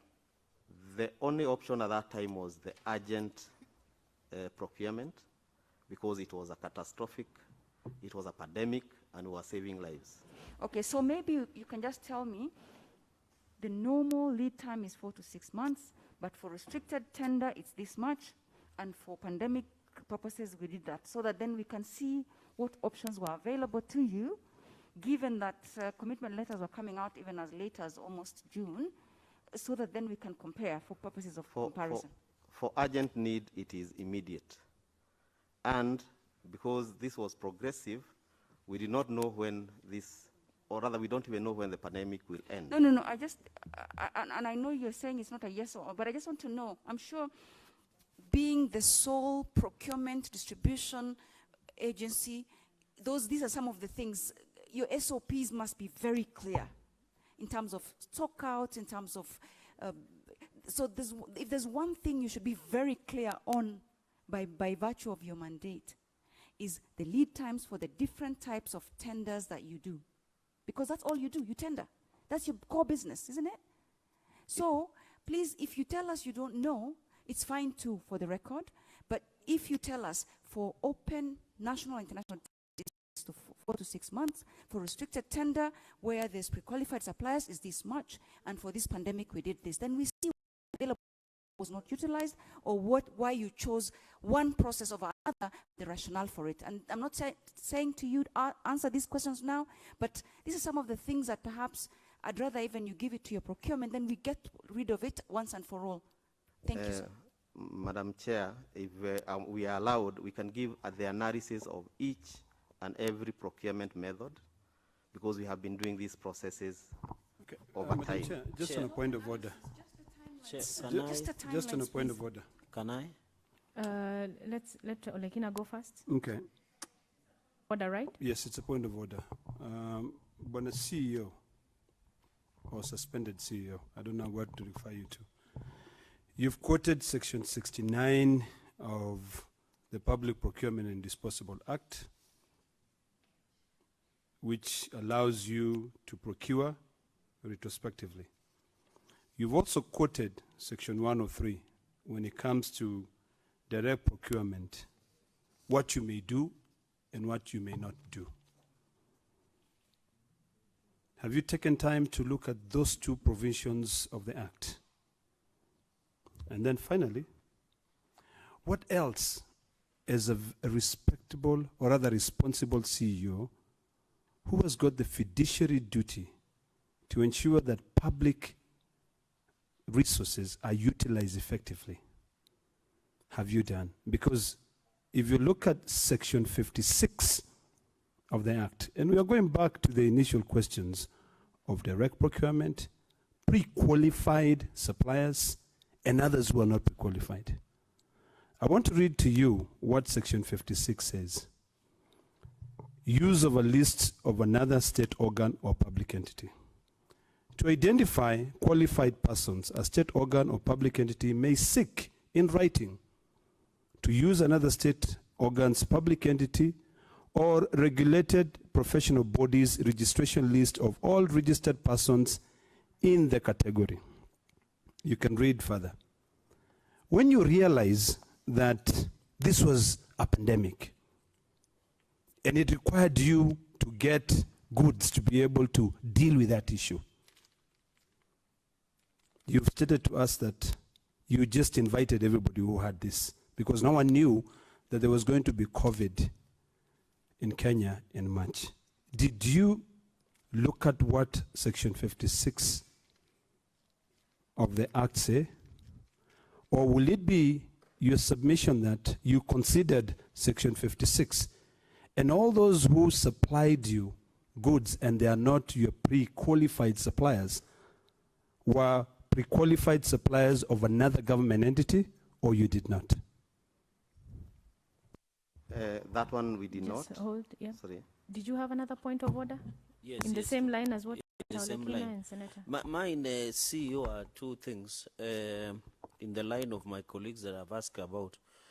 In your own opinion, having committed this 7.6 billion, you have told us there is restricted tender, there is specialized tender, there is open tender. In your own opinion, and you normally have pre-qualified suppliers, if a pandemic happens like this, which was of course not expected, in your own opinion, which route would you have taken that would have given you less legal hurdles? Because spending public money, and you know it's an offense to do direct procurement. So in your own opinion, which one would you have?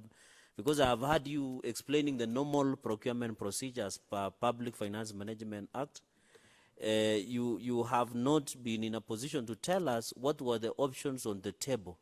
And in fact, in some of the instances, is that in some of these suppliers, they gave a different price, but when it reached a level of supplying the things, their prices had gone high. So what was happening? Thank you, Chair. Follow-up, Chair. Follow-up question. Also on Follow-up, the same issue? Follow-up on the same On the issue. same issue? Bana CEO,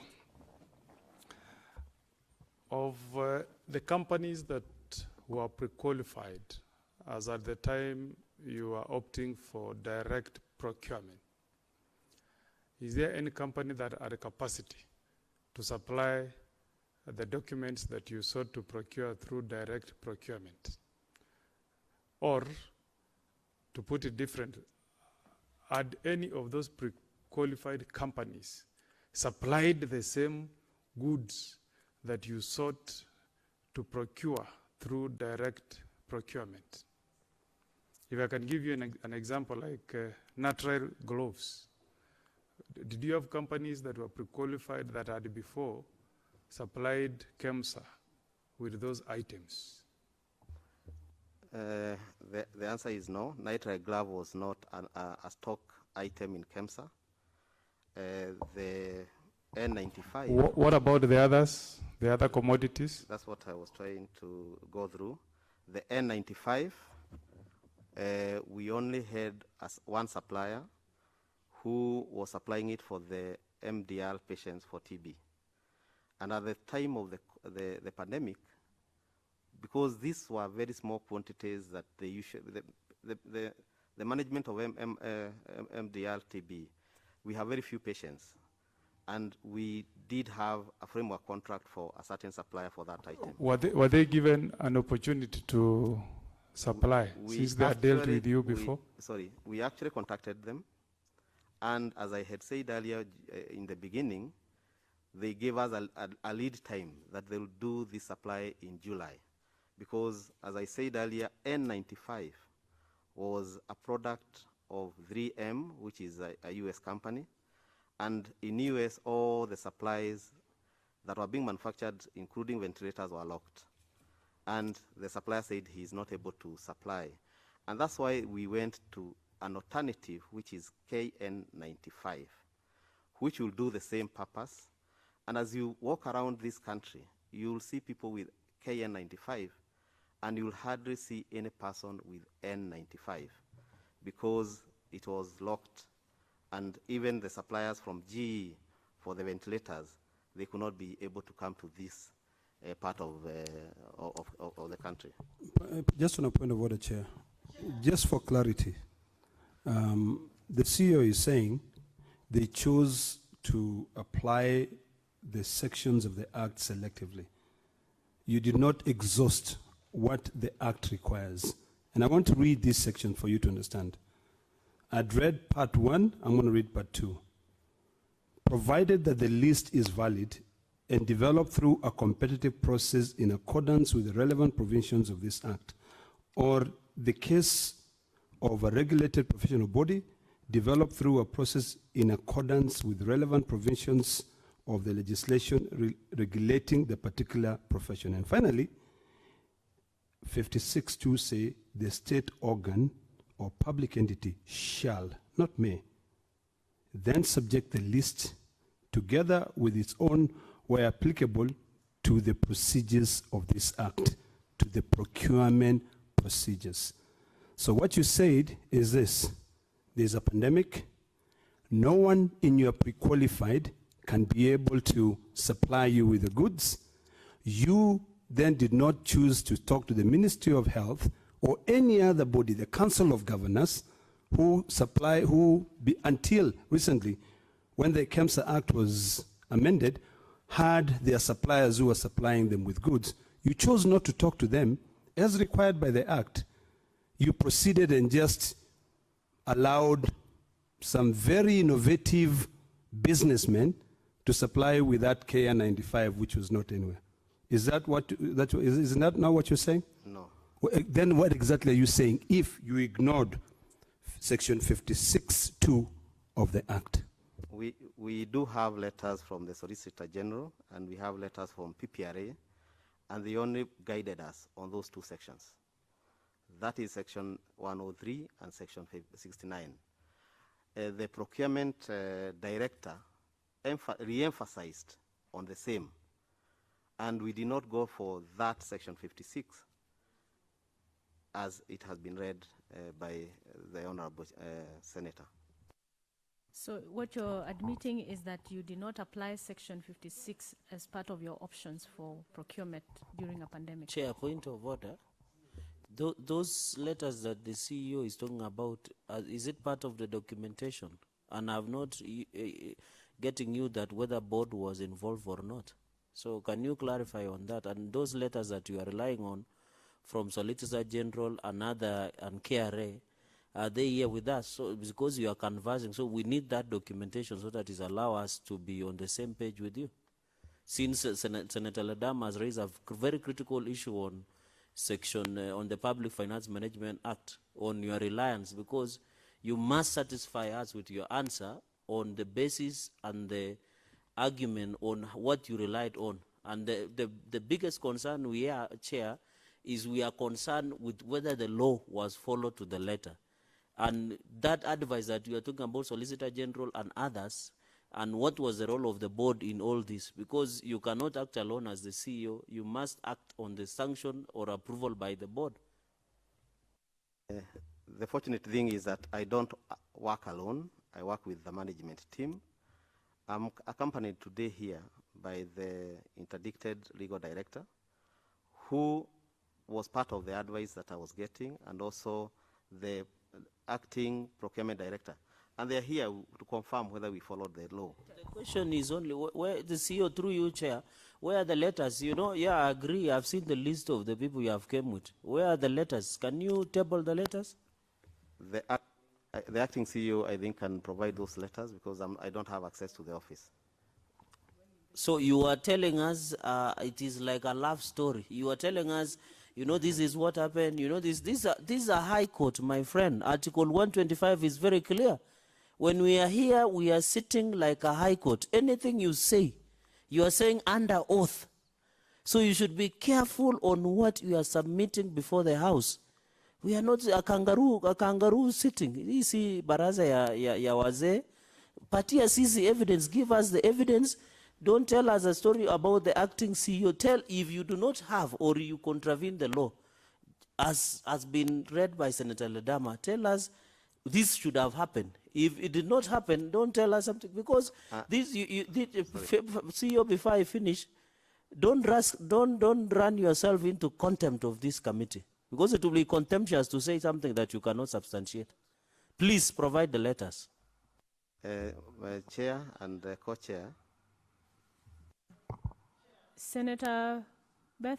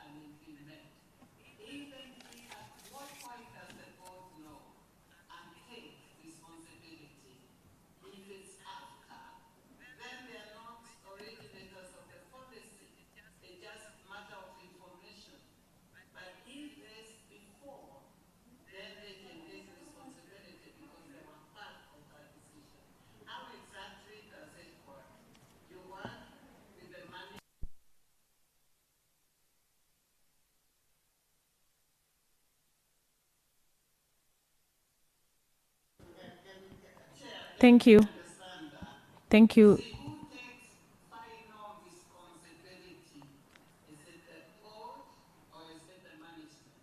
Thank you, Senator Beth Mugo. I think I want you to first finish the point of order that was raised right here, and then we go back to what Senator Beth Mugo has raised. Chair, with all due respect, we ask a lot of questions which end up unanswered because of so many interjections. Okay. So many of them are left on the way. I've asked similar question to what Senator Beth was asking.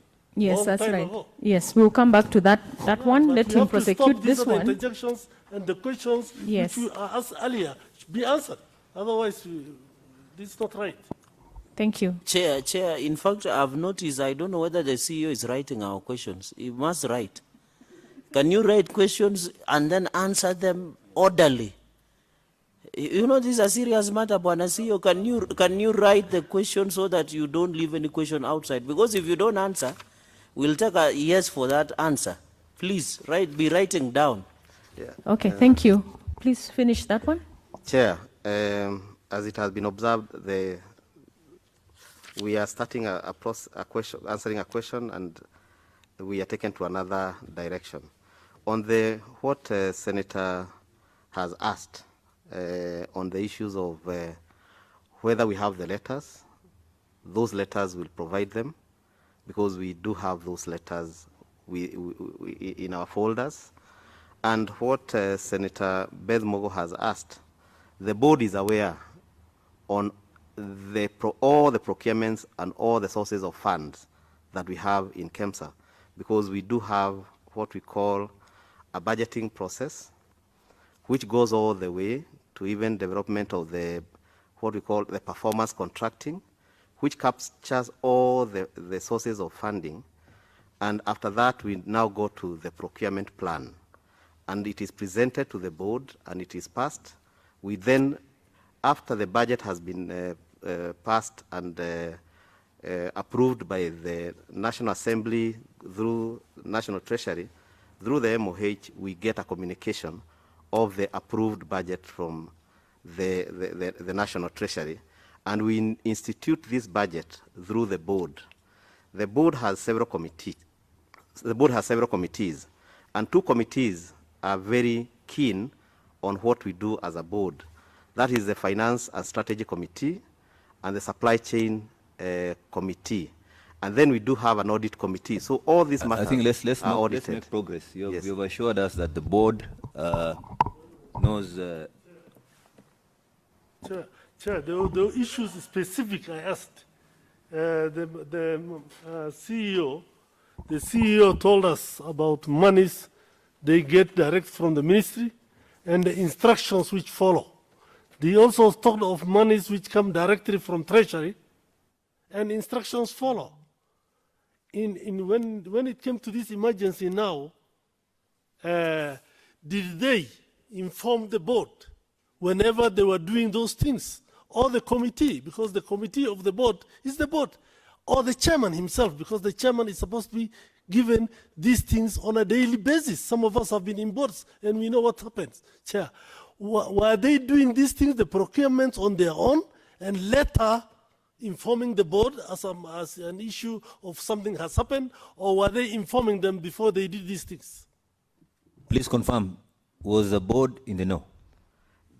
We involve the board progressively since March all the way to the end of June.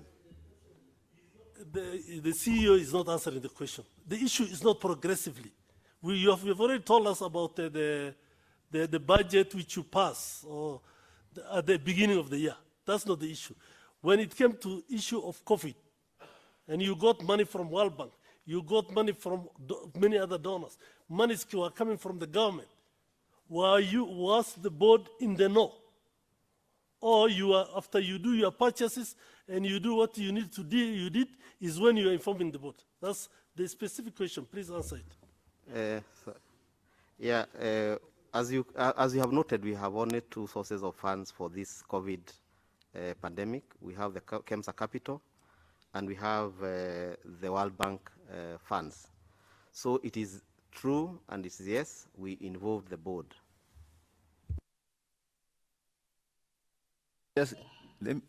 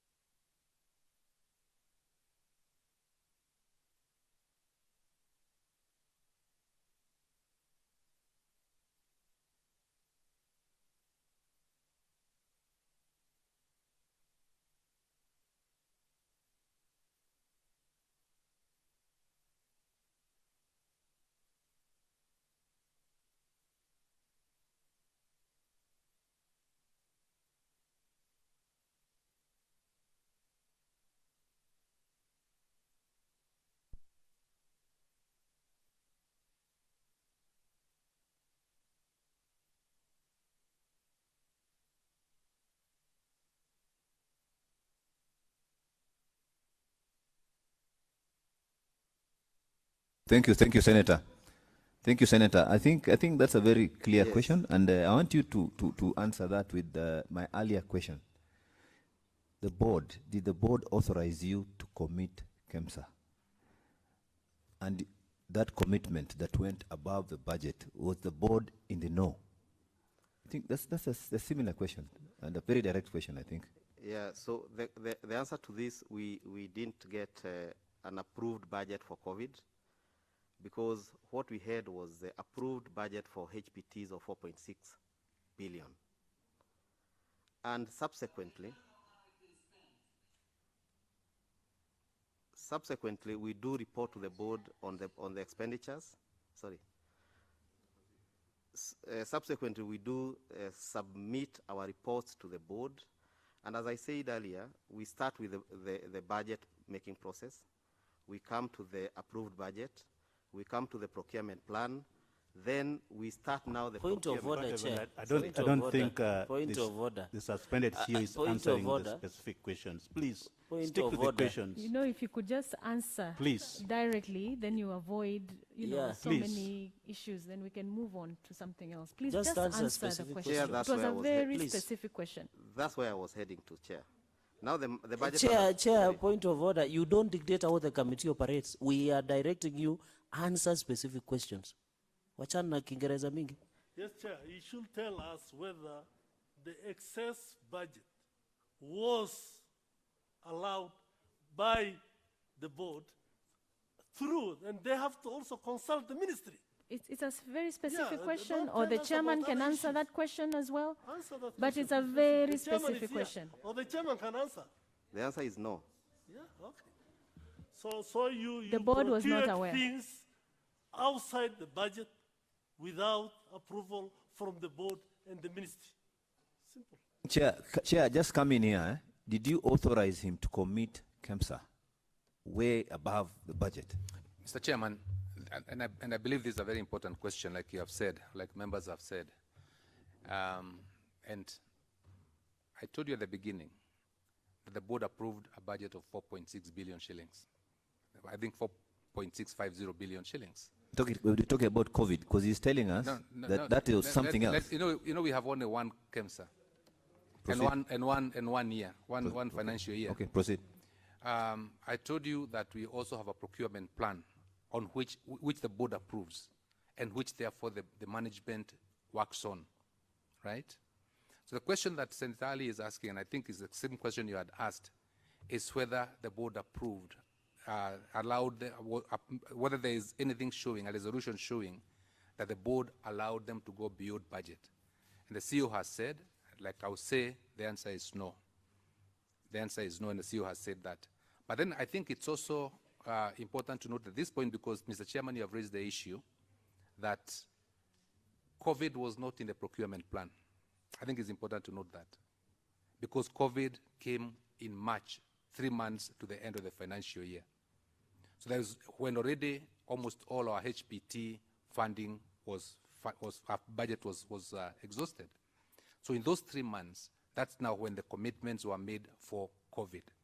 But the answer has been given that the board was not aware. We are saying that yes, they exceeded the budget, but the board did not give any consent or resolve that the budget should be exceeded. So Chair, on a point of order, what action did the Chair take about this budget? At what point? You see, the question is... I think, Chair, let's go step by step. Yes. Let's go step by step, Chair. Let's go step, just hold on, members. Step by step, did you authorize, as a board, did you authorize the CEO to commit Kemsa on this COVID purchases? No.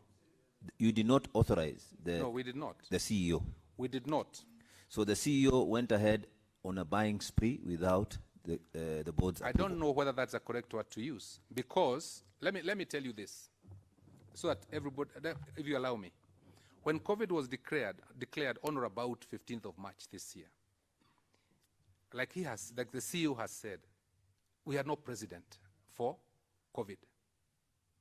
And I recall that the ministry, for instance, asked us on the phone, followed by instructions, or by instructions to procure 120 beds for Bagathi Hospital because it was going to be declared an isolation center.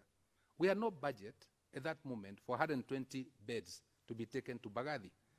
But we had to make the beds available because there was a pandemic. I think this is the point that people need to understand. So that as you interrogate the amount of the COVID funds that were used, for me, and I said this yesterday and I will say it again, I think the only question that can be asked is the question of prudence. Was there prudence or not? And that's that's the question. That would be the question. Point of order, Chair. Oh my goodness. Point of order, Chair. I think the chairman is trying to. Don't do that, Chair. Please. Don't do that. But we are warning you. No, hold on. Please. It's my time. Please give me my time. Order, please, members. Let's just contain Because ourselves don't for erase 2 our minutes. mission for nothing. Members, I've been please. given the floor. Please, members. Chairman, with all due respect, you have told us that the board did not give the go-ahead. We understand there is a pandemic. We understand there is COVID. What we wanted is, as you have said when you were told to procure beds from Bagathi, the ministry talked to you. And you guys do not live en masse. The ministry could request for a board meeting, emergency board meeting, and you could discuss all those issues. But those things were not done. So let's forget all the other issues. Things were not done proper, Chairman. Period.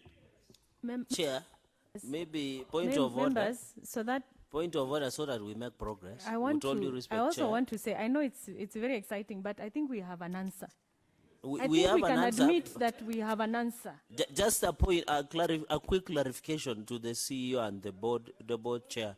You have already said no, that what you did, it was not sanctioned by board. Was there any other instructions from somewhere else outside board, please?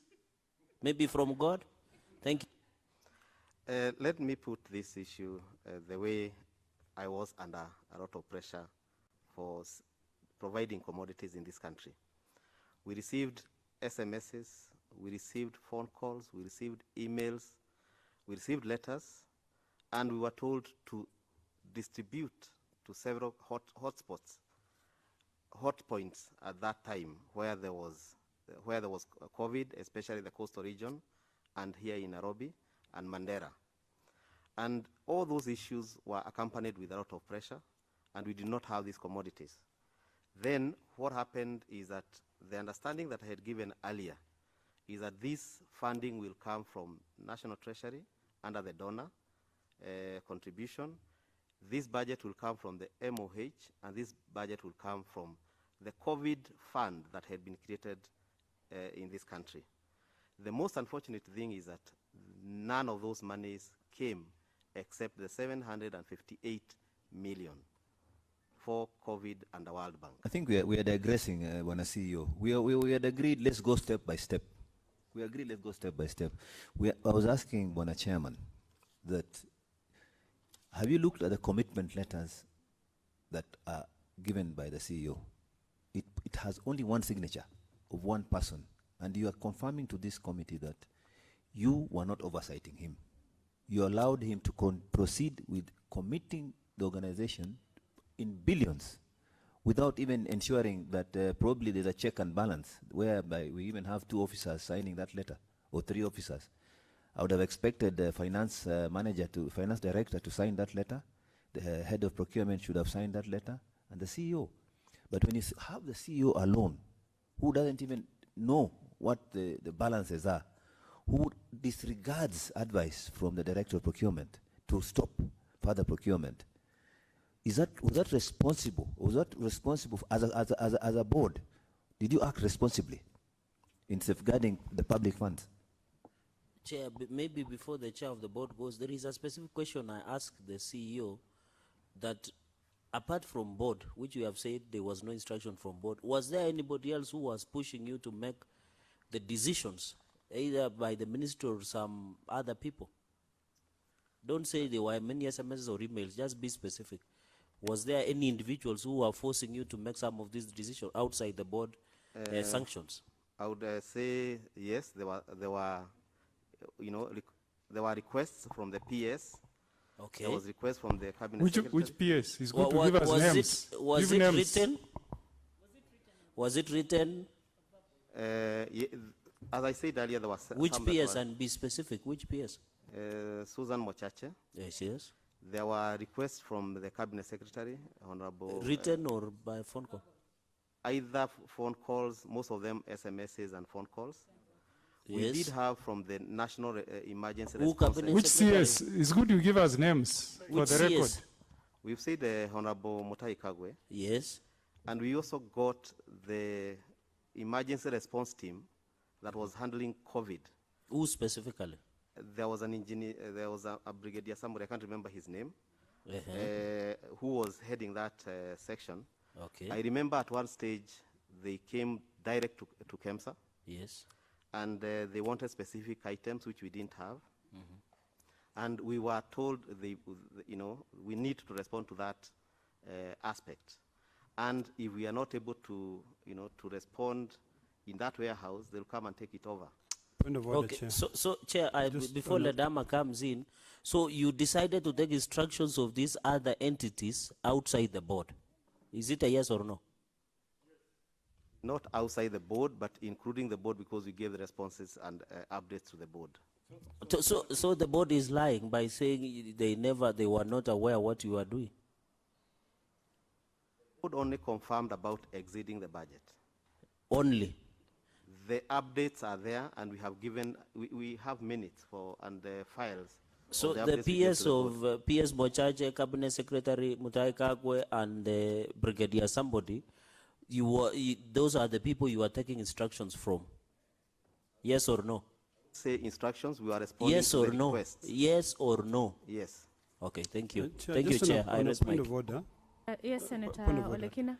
Just to put it into perspective, and in terms of the violation of the law, you have referred to Section 69 of the Procurement, the Public Procurement and Disposable Act. And it says this, because I'm listening to you clearly, in terms of you going out there and engaging in procurement.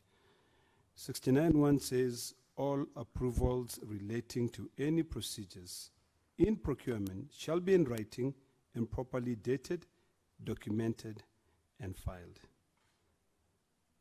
It further proceeds and says, no procurement approval shall be made by a person exercising delegated authority as an accounting officer or head of a procurement function unless such delegation has been approved in writing by the accounting officer or the head of the procurement unit respectively. So what you're saying is that SMSs, Chair. wait, just one second. You're saying SMSs, phone calls, is what you use. You deviated from the act. Chair. Isn't that what you're saying? Chair, what we said on Section 69, we used Part 2. We did not use Part 1. And it is not selective because we were responding to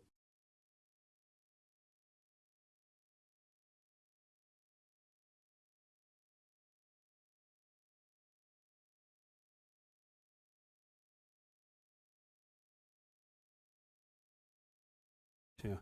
Let's prosecute that clearly, because you're being selective. One says all approvals relating to any procedures in procurement shall be in writing. So you cannot come and tell us that you're selective. This was an emergency. You chose, I'm going to use 2, but I'm going to ignore the fact that an emergency is part of all or any. You know, we have to be very clear on what you're saying. You know, the best thing you could have actually said so that we proceed is that it was an emergency and you didn't think of the consequences on the law. Then we can be able to think about the consequences. Because everything you're saying is completely contrary to the act, which you are even quoting that you relied on. So, Bonasio, let us be specific. Let us go step by step. You know, we know COVID is a very serious matter. That's why all of us are with masks. you know. But really, everything that has happened, the board has said they did not give you authority. You said you did not get authority from the board. Then how do you just proceed and you ignore your other department? You've also said you are part of a management team. Then if you are part of a management team and the procurement is also part of it, are you telling me that you have people in your management team who are not qualified to be in the management team? You have a legal department. Please, be serious. Chair, I wish we will read section 2, 69, part 2. Will. No procurements approval shall be made to operate retrospectively to any date earlier than the date on which it is made, except on procurements in response to an urgent need. I have read it. We start except on procurements in response to an urgent need. But that does not negate the requirement of section 69(1). I'm not a lawyer. It has gone ahead and defined that particular urgent need. Point of order, Chair. You are saying you are not a lawyer, Don't you but have you have a legal department. Advice. That's dangerous. Stop that trajectory, please. I think it's and that's good, what I said, sir. CEO, Yes. it's good to acknowledge where the gap is so that we can move forward. And that's what I said, Chair, that the procurement director and the legal director advised using section 69(2). Was it written? Okay, do you have a copy of that letter, the advice? Yes, it's in every procurement that we did retrospectively. Those specific letters, I'm not saying of any other procurement. Do you have it? Yes, they are there. Can you table before the committee? We will table them. Please, thank you. All right, I think we want to proceed. Senator Outa, you had not yet prosecuted your question, had you? Thank you, Chair. I just wanted to, I've already presented my question earlier before, because I just wanted to know the clarification when the board chair is saying it's not part of any instructions or guidance or procurements, and yet if you have seen subsequent meetings that they were advised, and I think these internal memos always under custody of CEO, and then later on it will be shared by the board chair. And specifically on these 3 letters, whereby you have been given an advice from the procurement about the budgeting. For the first one, and I think the board is aware because these are internal memos, and it goes even to the legal officers within the Kemsa, where the man who is in charge of procurement is advising Kemsa that as for now, you have exceeded the budget that was already given by the government. And then you ignore about that advice and you proceed to commit more funding to what we call direct procurement. And in May again, the same guy is writing again another meeting. There was a meeting. And then advising you again, please, you have now going overboard. You are at 5.2 billion. Please just stop it. And then you also ignore about that advice. And in June 24th, he's telling you now your commitment is at 7.6 billion. And that was ignored. What bothers me is that when all these atrocities are going on and the illegal procurement or so-called direct procurement to the COVID billionaires, the board is not saying anything, nor does the board deny that they were part of this. And if the board was constituted rightly, what advice did they give to the CEO and the procurement concerning all this commitment that the taxpayer will be able to lose their lose the taxpayers' money. And this is where I want to put this squarely on the board. They are slumbering. They are sleeping on their job. How could you allow the organization to commit 7.6, and yet you have already stated that your fiscal year budget is only at 4.6? What have you done about it? So the board cannot run away from all these atrocities. As much as you saying that they were not aware, but he cannot run away. That's the mandate that Kenya gave the board on that day that they were appointed, that they'll be able to give guidance and protect the taxpayers. And yet, he's sitting here squarely. He's saying he doesn't know whether there's a commitment or not. They're not bothered. So what will be the use of the board for this company while Kenya is losing money and building billionaires? Chair, with the permission from Senator Uta, because I don't want to interfere with your question, but Senator Uta has raised a very pertinent issue. And I've looked at the Act, and this is to the board chair, and also the CEO. Because what is coming out here is that both the board and the management are being very selective in terms of a fiduciary duty. The Act, the Kemsa Act, on the powers of the board, and I'll be happy to wait until the chair of the board has a copy of it. But let me read it. It says, the board shall have all powers necessary for the proper performance and functions of authority under this Act. And then specifically to the issue that we're dealing with here, it says as follows: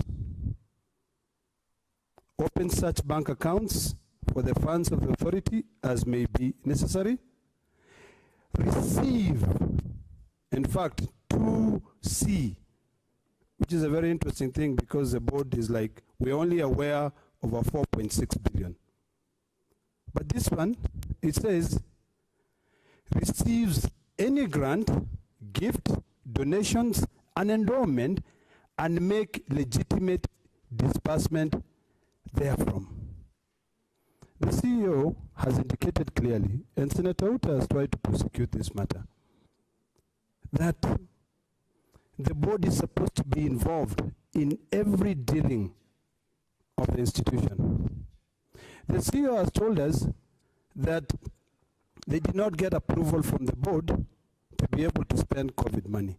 How did this money come? Yet the law that you operate under, Mr. Chairman, guides you. You are the one, the chair, and the board, you are the one who is supposed to receive the money that comes in from the World Bank and then give authority on how it is spent. Then why is it that when it comes to the issue of COVID funds, you say you're only responsible for the 4.6 billion budget that you approved in a procurement plan? This is what is really shocking, that you become selective. I think if, Madam Chair, if the CEO and the board can answer the question asked by Senator Uta and refer it to the law, then we can be able to now start digging deeper to be able to know the truth. All right, Chair, can I ride on? I've requested permission from Senator Uta.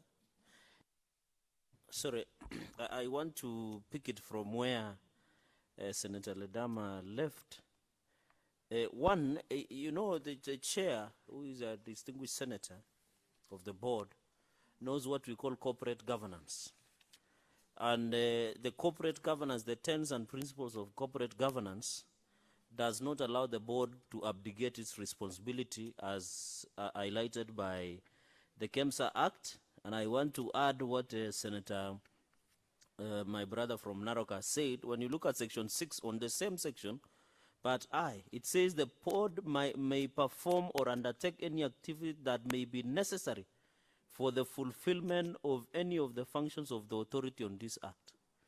So unless the chair would confirm to us that we have a lame duck board in the Kemsa that allowed the CEO to go rogue in terms of this issue of COVID. We have agreed that the COVID pandemic was a serious issue, that has never happened anywhere in the world, and therefore, but that one is not justification, and that is why we have created fake COVID billionaires in this country. So the question to the board, did you abdicate and violated Section 6 on the Kemsa Act that has given you powers and functions that you are able to ensure this issue of fake COVID billionaires or RIP, because this is a public rip-off of their finance and this is impunity and corruption? Did you abdicate your responsibility as per Chapter 6 on leadership and integrity, and on the aspect of corporate governance, where you are expected to ensure the smooth running of any organization, being the board that was trying? And that is why we normally have the CEO as part of the board, because they must take instructions from the board. So on this issue, the chair to the board, where even the increment of money was rising from 4.5 billion to over 7.5 billion, as per going through the roof on the budget that was provided. But you have looked at the functions of the board on this aspect will betray the trust of Kenyans, because you are supposed to be the oversight. You are supposed to protect the interest of Kenyans as the board. So were you part of the entire conduit of the fake COVID billionaires, or you decided to keep off, or you decided to become lame duck, or you decided to strategically abdicate your role so that you will not be blamed in the need? And you know, Chair, this then looks like there is a movie called the King Julian.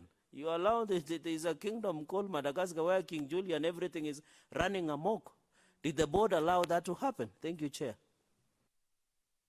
Right, CEO, Chairman, who will go first? Chairman, go first. Thank you very much, Madam Chair. Senator Uta says, nor does the board deny that they were part of this. Those are the words he used as he was completing.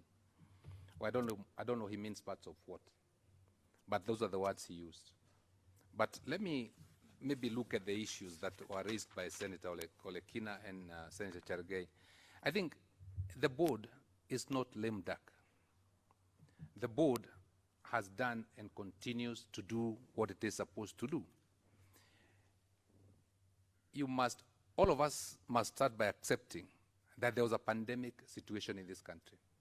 That we must start by accepting. And that there was need to get masks, face masks, to get surgical gloves, to get PPEs, and all those other things that were necessary to be obtained, to be sourced out to deal with the COVID-19. Sorry, Chair, before, did you have any company that was supplying surgical gloves even before the pandemic? Me personally or Kemsa? Kemsa. Yeah, then that's your answer.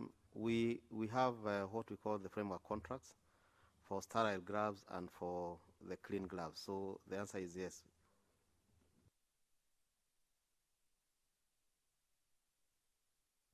Chairman, proceed. So, the board, first of all, I started by saying that we must all accept that there was a pandemic situation, and we still have the pandemic situation. It's not ended. We continue to pray that COVID-19 ends, but it's still there with us. But the truth of the matter is that the board did and continues what it is supposed to do as pertains to the use of funds. But I must say, however you read Section 6 of the Kemsa Act 2013, it does not say that the board should be sitting in the offices, at the Kemsa corporate offices. It doesn't say so. The board can only give, advice, direction on how things are supposed to be done. Now, when Kemsa was declared a pandemic, when COVID-19 was declared a pandemic, I'm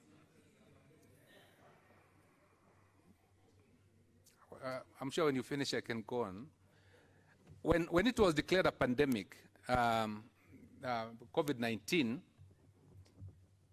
the purchases that add up to the amount of money you are talking about were done between the month of April and May.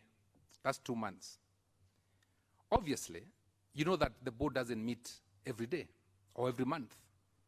Obviously, you know that the board does not go to micromanage these people and ask them, how many beds have you bought? So, like the CEO says correctly, the board gets reports from the committees. And then the board sits and gets a board paper and works on it. The board papers that came to us as a board, we dealt with them and we take responsibility from time to time that we did and give directions on them. So maybe what you should be asking us is, at what time did the board get the information about the amount of money that had been spent on this? But however you look at it, you cannot tell the board chairman to go and check the CR12s or to see the list of people who have supplied us, because it will be impractical. Then the board can as well be the executive running Kemsa. So the point I'm trying to make is this: the board was not at any time lame duck. The board has brought out the issues that you are now discussing. The board has done what it ought to do. But the board is doing this in full recognition of the fact that in March, we are in the 9th month of the financial year, and that COVID-19 was not in the procurement plan that we approved as a board. Neither was COVID-19 a part of the 4.6 billion shillings that we had approved as a board. I hear people keep talking about World Bank donations or COVID committee donations or other people's donations. But I want to tell you this, that the only money we have received as Kemsa is from the Ministry of Health to the extent of 2.1 billion shillings, and which we have utilized, some of which we still have not utilized, but most of which we have utilized, and we have the record for each and every cent of the money that we have, of the money that we have received from the Ministry of Health. But remember that Kemsa does not just have, Kemsa in fact, the mandate is not about COVID-19. Kemsa, the mandate is about HPTs for the counties and for government institutions. But it would have been extremely irresponsible for us at Kemsa, if you ask me, as a procurement entity for the national government, for the counties, so that we can give them these things, and we know that the counties would need these commodities, and just sat back and did not order them. The CEO has said that there are places he expected to get money to cover what you maybe call a supplementary budget, in other words, to cover the COVID-related items. Then you must also remember that we will be sitting here with you calling us irresponsible as a board if Kemsa did not have any commodities to deal with COVID-19. I want to remind you that in or about the month of April, it must have been in his second address to the nation. I don't believe it was the first address. I think it was the second or the third address, second address to the nation, when His Excellency the President opened a window for counties, the governors, to buy commodities outside Kemsa. Just on a point of order. Mr. Chairman, with all due respect, you're a lawyer. The President has got no authority to open a window. It is against the Kemsa Act. So do not refer that to it, because it's in violation of the Act. It may be, I don't know. It's in violation of the Act. It's simple as that. Please proceed and let us deal with the issue that we've raised here, because these are not issues to be brought in there, sensationalized or become a motive. We know what is happening. The questions we are asking you have got nothing to do with the President. It has got everything to do with a fiduciary duty. It has got everything to do with your role as a chair. So if you can convince us of the pandemic, of the urgency, then we can be able to indulge you.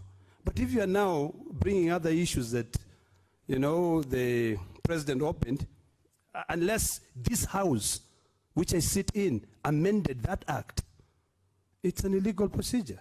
It's as simple. I'm happy you are saying so because... Chair, on a point of order, before he goes, if I had you, so that we don't lose that trail of thought, the chair of the board, Senator Kemsa, you are telling us that the only money as a board you are aware that has been released to Kemsa is 2.1 billion by the Ministry of Health. You are not aware, billion. You are not aware of any other funds coming from other donors or donations. You see, and this is important, Senator. Yes or no? It's important, Senator. No, Chair, just my question is simple. The answer to the question is... with all due respect, you have in your submission or in your response, you have said Ministry of Health has released 2.1 billion, which the board you are aware. Is it yes or no? Yes, that's the only money we have Thank received. you. Number two, so you are not aware of any other donation from World Bank or individual donations, yes or no? Are you asking about donations of cash? No, I'm because just asking. These are two very different things. Because the Section 6, which we have talked about, is that the board should be aware of some of these donations. We have received tremendous amounts of donations. Yes, please. But we do not receive donations directly. They go through the national government. Yes. And we warehouse as is our mandate. Yes. And we distribute. Okay, let's leave it at that. Finally, before Senator Abdullahi comes on board, is you have said it is impracticable to come and check or day-to-day running of the office affair. I agree with you.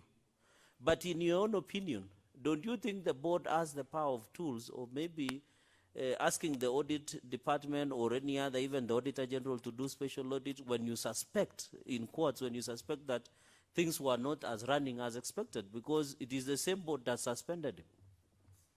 We had no reason to suspect that anything was going wrong. I have no reason from where I'm sitting, even now, to tell you that anything went wrong or was done illegally. And that is why, and I must say this clearly, that I'm not putting any indictment on the CEO or on anybody else.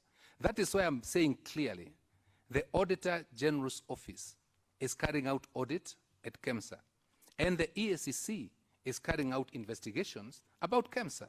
That is what I am saying. But Kemsa Board of Directors cannot possibly sit in Commercial Street and scrutinize every commitment letter that is written. That is dangerous, Chair. That is dangerous. You can't say that to us. You have an fiduciary duty. You, as a good citizen, there are some things that you don't need the rocket science to be aware. Let me ask a simple question. You have talked about EACC and DCI. Did they start investigations Suwamoto, or you called upon them to start doing investigation on these matters? Did you, as a board, maybe call in EACC or no, we DCI? we did not invite So they EACC. came Suwamoto? Yeah. Okay, thank you. Chair. Senator Ali? Thank you, Chair. I will not follow that up, because if I do, then I might say something I don't want to say.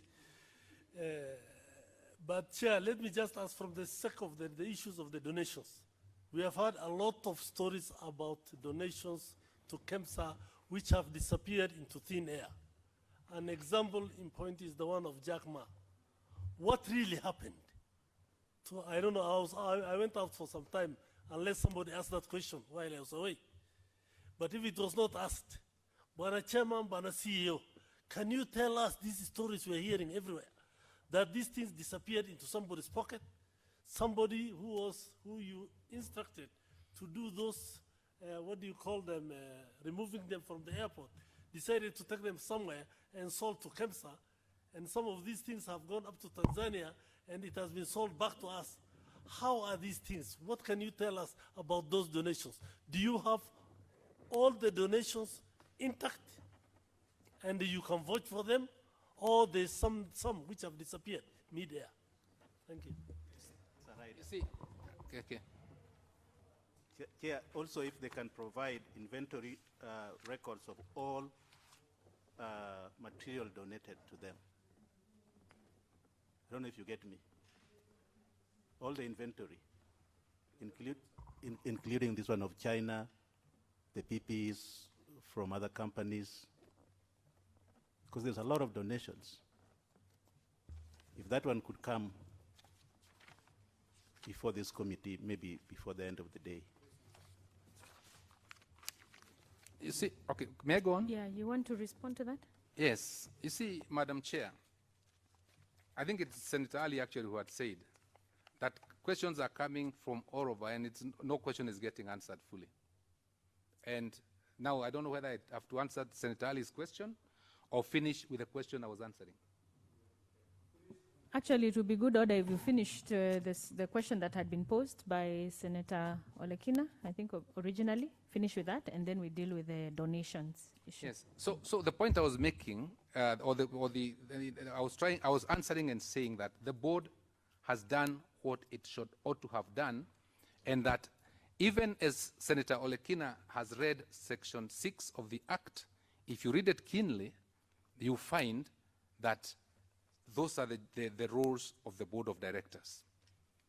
Nowhere does it say that you have an executive role to do the work of the CEO or the procurement officer or all those other officers. We have a supervisory and we do what we must do. The point I was making here is that the procurements were done in a very short period between the months of April and May. That's the point I was making.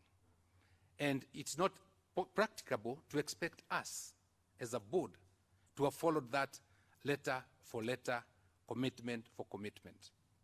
So, Chair, maybe before the chair of the board, I've heard, Senator, that you were saying there was short period because of pandemic. Do you think there was violation of law, in your own opinion?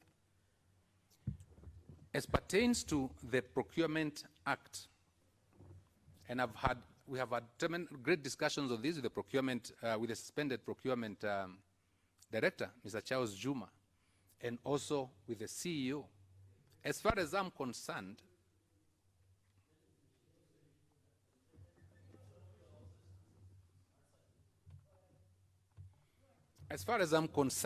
as pertains to emergency procurement, and from the advice I got from both Mr. Juma and the CEO, they followed the law as they were advised by the PPRA and also by the Solicitor General, because they did reverse procurement. As a board, having the powers of supervisory, when you look at those issues, the advice from Solicitor General, the advice Chairman, from can the questions CEO. be answered, please? Because why should our questions be overridden by others when we want ours to be answered? So the issue of donations, Sorry, to answer just a second. Senator Ali, we had said that they finished the question from Senator Olekina, then we come to the issue of donations. There are new questions which have been asked. I think just let him summarize this last one, and then we go to the issue of donations. Did Senator Cherargei become Olekina? It's a further question, Senator Ali.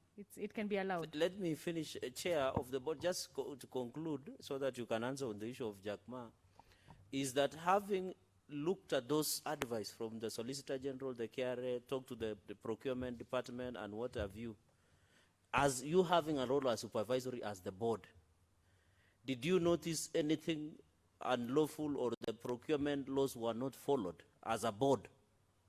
Did you? There are two issues here, Senator Cherargei, yes.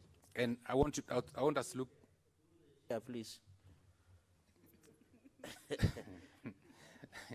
There are two issues here. Yes. And the issues are these. Was a law broken in procurement? The reverse procurement? I don't think so. I think the question is the question that will be asked, the question that keeps coming up, whether or not the procurement, there was need for those procurements that were done, or whether they over-procured, that's a different question. But as pertains to reverse procurement, because it was an emergency, and the CEO has explained it, I want to believe they did what they had to do in the circumstances. And after the Director of Procurement advised that it stops, and yet it continued, do you think it was still okay that it continued after the Director? See, that's a matter for argument. That's what I say. That's a matter for argument. That's a matter for argument. Did you see the letter? Did you see the advisory from the Director of Procurement? I say that's a matter for argument because these matters came to the board that there were those stoppage memos and other things after the fact. So it's a question of argument whether or not procurement should have continued. And I want to and let me say this: that you. I'm just asking. Are you did you see those advisories from the Director of Procurement, They're not copied. and They're not Director of copied. Finance? They were not copied to me. Were you aware about them? They were not copied to me. You're not aware about them? Not until after the investigation started. Were you at any time aware that they had exceeded the budget? We knew that when finally the matters came to, when finally we had to discuss the budget, Yes. and the management wanted us to either approve a further budget, so that they could be able to pay the debts that had been incurred in procurement of these things, or not. Okay. Indonesia, Senator Ali's... Senator Ali has asked the question about donations. And if you allow me, Mr. Chairman, I'll take you through the donations. You see, the issue that has kept coming up about donations are donations said to have come from a person, about Mr. Jack Ma, right, of Alibaba. But we received, a lot of donations were received. Kemsa does not receive donations. But when donations are made to the national government, whether through the Ministry of Health or through another ministry, or even from individuals, but through the ministry, then they are brought to us for warehousing. And then we get a distribution list from the ministry of where to take those donations. Now, in answer to a question of Senator Ali, I want to say this. The people who gave us donations were very many, or who gave donations that we warehoused were very many. It was not just Jack Ma. There was the Ministry of Foreign Affairs, Kenya. There was the Republic of Slovakia. There was the Korean Embassy, the World Bank, UNICEF, Unilever, Commercial WHS, UNEP, World Health Organization, the Embassy of China, the Islamic Relief, the Korean Embassy, Jack Ma, AstraZeneca, China Maheko Corporation, Chinese DCI, GOK Consignment, Chai Roch, Roril, and Stanbic Consortium. All those were donations that were received at Kemsa through the national government. Madam Now, Chair, on a point of order. Thank you, Chair, for listing out all those donations. I believe that my colleague, Senator Ali, wanted to know how those donations were then now distributed to the county governments. And I know you are prosecuting the matter, but I'd like to know one specific thing. How much did Kemsa charge the Ministry of Health for warehousing of those donations? All of them, the ones that you've outlined. Can I answer Senator Ali's question? And then you can talk about how much Kemsa was paid. So, all these donations that we got, again, co-chairs, if you had asked me, would have come with the records. But all these donations that we received were then distributed as instructed by the Ministry of Health. So our work was to warehouse.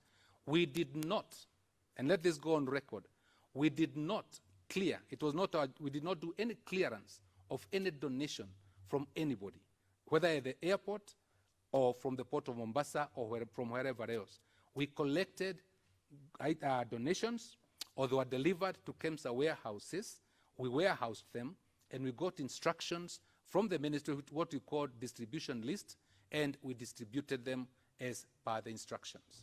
And today, like the Jack Ma donations for the sake of argument, indeed, all those donations, we don't have any donations pending in our warehouse.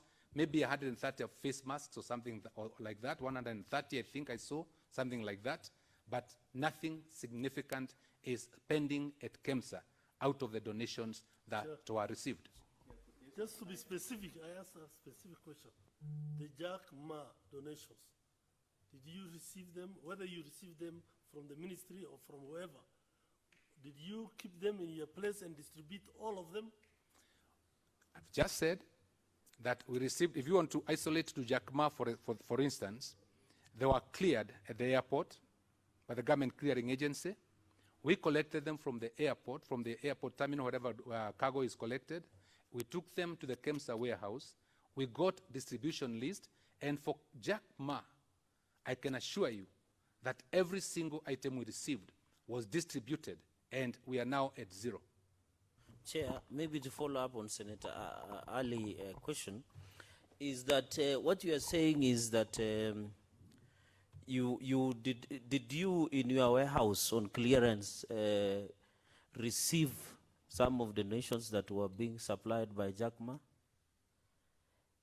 If I heard you correctly, as in there was donation from various people. We heard of JACMA, Alibaba, and many others. Because the allegations are that the people who picked the donations from the airport are unknown. So you are confirming to this committee that Kemsa was part of the people who warehoused some of those donations, specifically from JACMA? Let's talk about JACMA, Senator. Yeah. You see, there can be allegations about things that were stolen or intercepted. I can only talk about the things we collected from the airport and warehoused at Kemsa. Okay. Secondly, are you able to provide us the inventory of what the warehousing of the donations that you received? Yes. Then that is correct. So as at now, finally, all the donations, be it the mask, PPEs, all of them as instructed. Who gave the instructions for these for distribution list? Can we get the distribution list first? Yes. Secondly, who gave? Is it the Ministry of Health or any who ordered that distribution be done? We warehoused these things yes. on behalf of the national government yes. through the Ministry of Health, yes. which is our mother ministry. So it is the Ministry of Health who directed you to give you a distribution list, and then you are able to disperse to those And indeed, entities. every time we get commodities from the Ministry of Health for warehousing, yes. even before COVID, the donations for medicines, they also give us a distribution list of where to take them.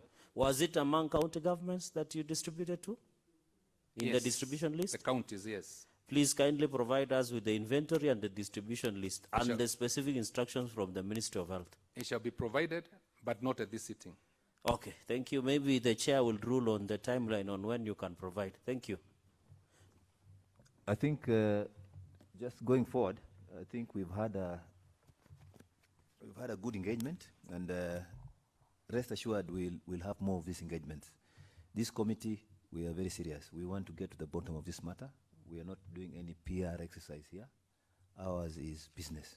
We mean business, and we'll be having several engagements with you. When a chairman, rest assured you'll be here even 10 times until you get to the bottom of this matter. So let me direct that we take a short health break, and when we come back, just a brief one, because when you come back, I want us to go through all senators to actually give a list of the information that will be required for our next engagement. So that I'll call upon each and every senator to say that this is the area I'm concerned and will require A, B, C, D. Kemsa, you take note of that, and then we'll adjourn after that. Yeah, and set. I think, Chair. Yeah. I think, Chair, maybe as you have directed, I don't want to vary your ruling, but I think there is also answered. The answered people can assist us, because you have given various ruling on how documentation will be provided. So I think on answered we can be able, and even the printout of answers can be given to them so that they can follow up on the directions of further documentation. Thank you, Chair. So I think let's take a break, a 15-minute break, and then come back and do one round of closing remarks. Closing remarks from the senators. Then we close the meeting. So it's ordered. Okay.